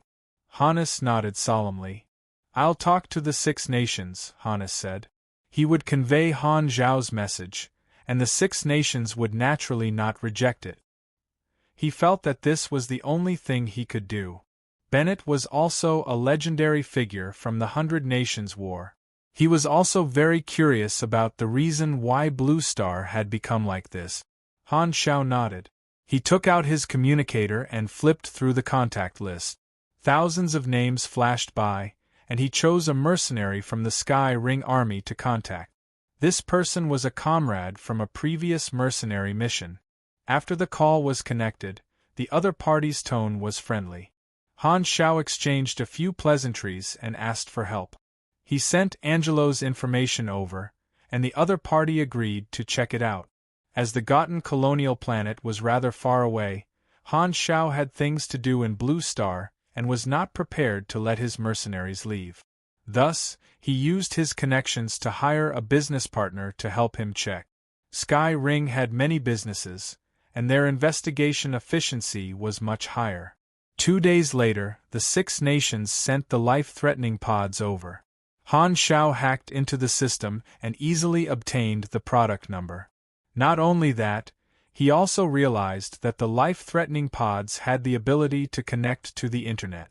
With his current skills, he was able to hack into the account very quickly. The records inside were all entertainment activities, and there was nothing valuable. He treated it as a new clue and sent it to the Sky Ring mercenaries. After which, he threw this matter to the back of his mind. He had already done what he needed to do, and these were the only clues he had. He only needed to wait for the progress on Sky Ring's side. The situation on planet Aquamarine was slowly stabilizing. Because Ghidorah knew about the effects of the mutation source in advance, they did not take the wrong path like in his previous life. More and more refugees were saved, and the number of shelters increased rapidly. The area covered by the buildings expanded outwards, and while they were all simple houses for refugees, they gradually grew to the size of a city. The shelters had their own names on them, so the refugees would remember them. The number of refugees continued to increase. Although the mutation virus would break out again in the next stage, gathering the refugees together would make it easier to suppress the virus.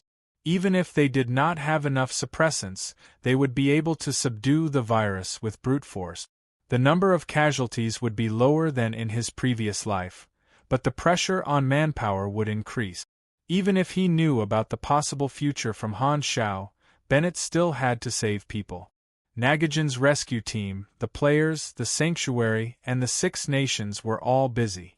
During this period, there were a few wild beasts that attacked them, but they were all easily defeated. Han Xiao was constantly recruiting players, and some of the players who had earned enough anas started to shop in the faction store.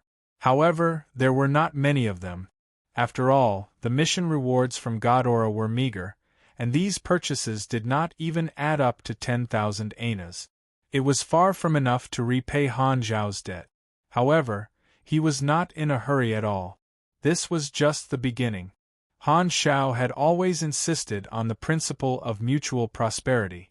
Only when the wallets of the players were full would the purchasing power of the market increase. As for making the players rich, it was impossible for him to think about it in the short term. After all, it was not easy for the players to earn money. Blue Star was not a problem for the time being. At least, before Dark Star made a move, there would not be any problems. Han Xiao was more concerned about the other planets that were affected by the mutation disaster. The situation of the disaster was broadcasted in the Garten star system through the news, and the people of Ghidorah were still praying and supporting the rescue team. However, there were some different voices that appeared. So many planets are experiencing disasters, and the symptoms are all similar. This is too much of a coincidence. It is definitely not that simple. I heard some rumors. Some people said that Ghidorah actually set up experimental bases to develop weapons on these planets. They accidentally failed the experiment, and the weapons were leaked, resulting in the disaster. If they wanted to experiment, why didn't they find an uninhabited planet? Why would they take the risk to experiment with weapons on the planets of their allies? Indeed, this saying is too stupid. One look and you can tell that it is fake. Not necessarily. If it is a biological weapon, they need to use life to experiment. You are thinking too much. It is probably the doing of Darkstar. They have a history of attacking low-grade civilizations in the Garten star system and finding trouble for Godora. If Godora is purposely pushing this matter to Darkstar, then such an enemy is a natural shield. Ah, how is that possible? This is simply nonsense. They will have to take responsibility in the future. On Godora's network, some of the citizens started to make all sorts of guesses.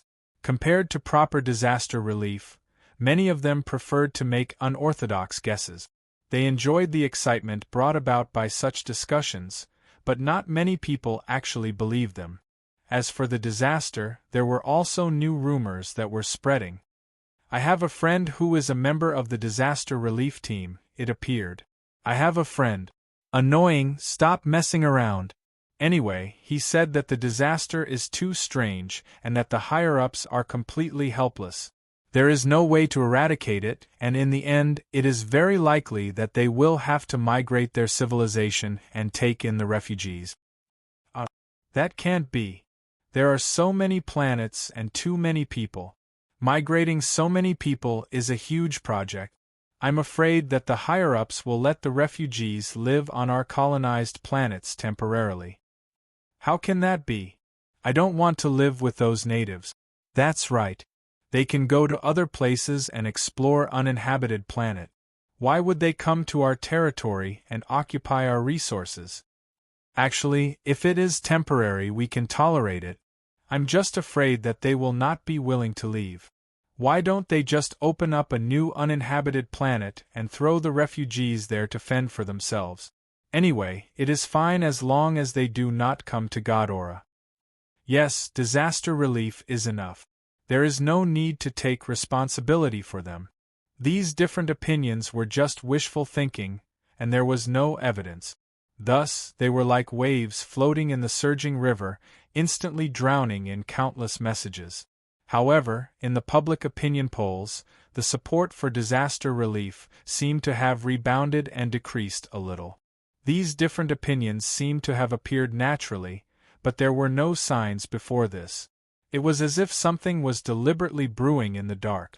Garten star system, Godora's jurisdiction, colony planet Gotten. This was an earthy gray planet. Its color was dark, and it quietly floated in the dark universe. Looking down from outer space, the city on the surface was orderly.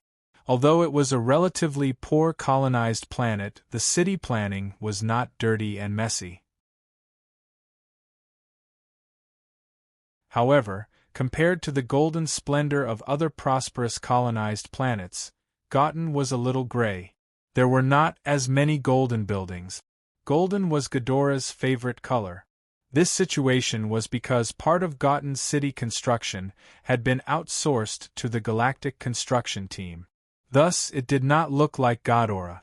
The citizens of Godora who lived here were naturally people who were not willing to work. There was no wind, and the clouds seemed to be stagnant in the sky. At night, the artificial moon emitted a bright but not gentle radiance. The many buildings were coated with a layer of silver-white paint. The residential buildings were hundreds of meters tall, and all the windows were basically lit.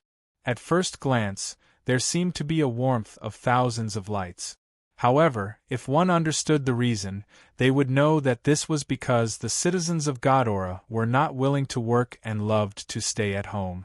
Thus, there were not many hover cars on the streets, and there were almost no pedestrians using public flying runes. There were only cleaning robots patrolling slowly, their wheels rolling over the ground, making a rustling sound. Although the streets were clean, it was cold and cheerless, and there was a sense of dejection. You're tuning in to the Phoenix Nights YouTube channel. Don't forget to subscribe and join us on this journey to catch the most captivating stories.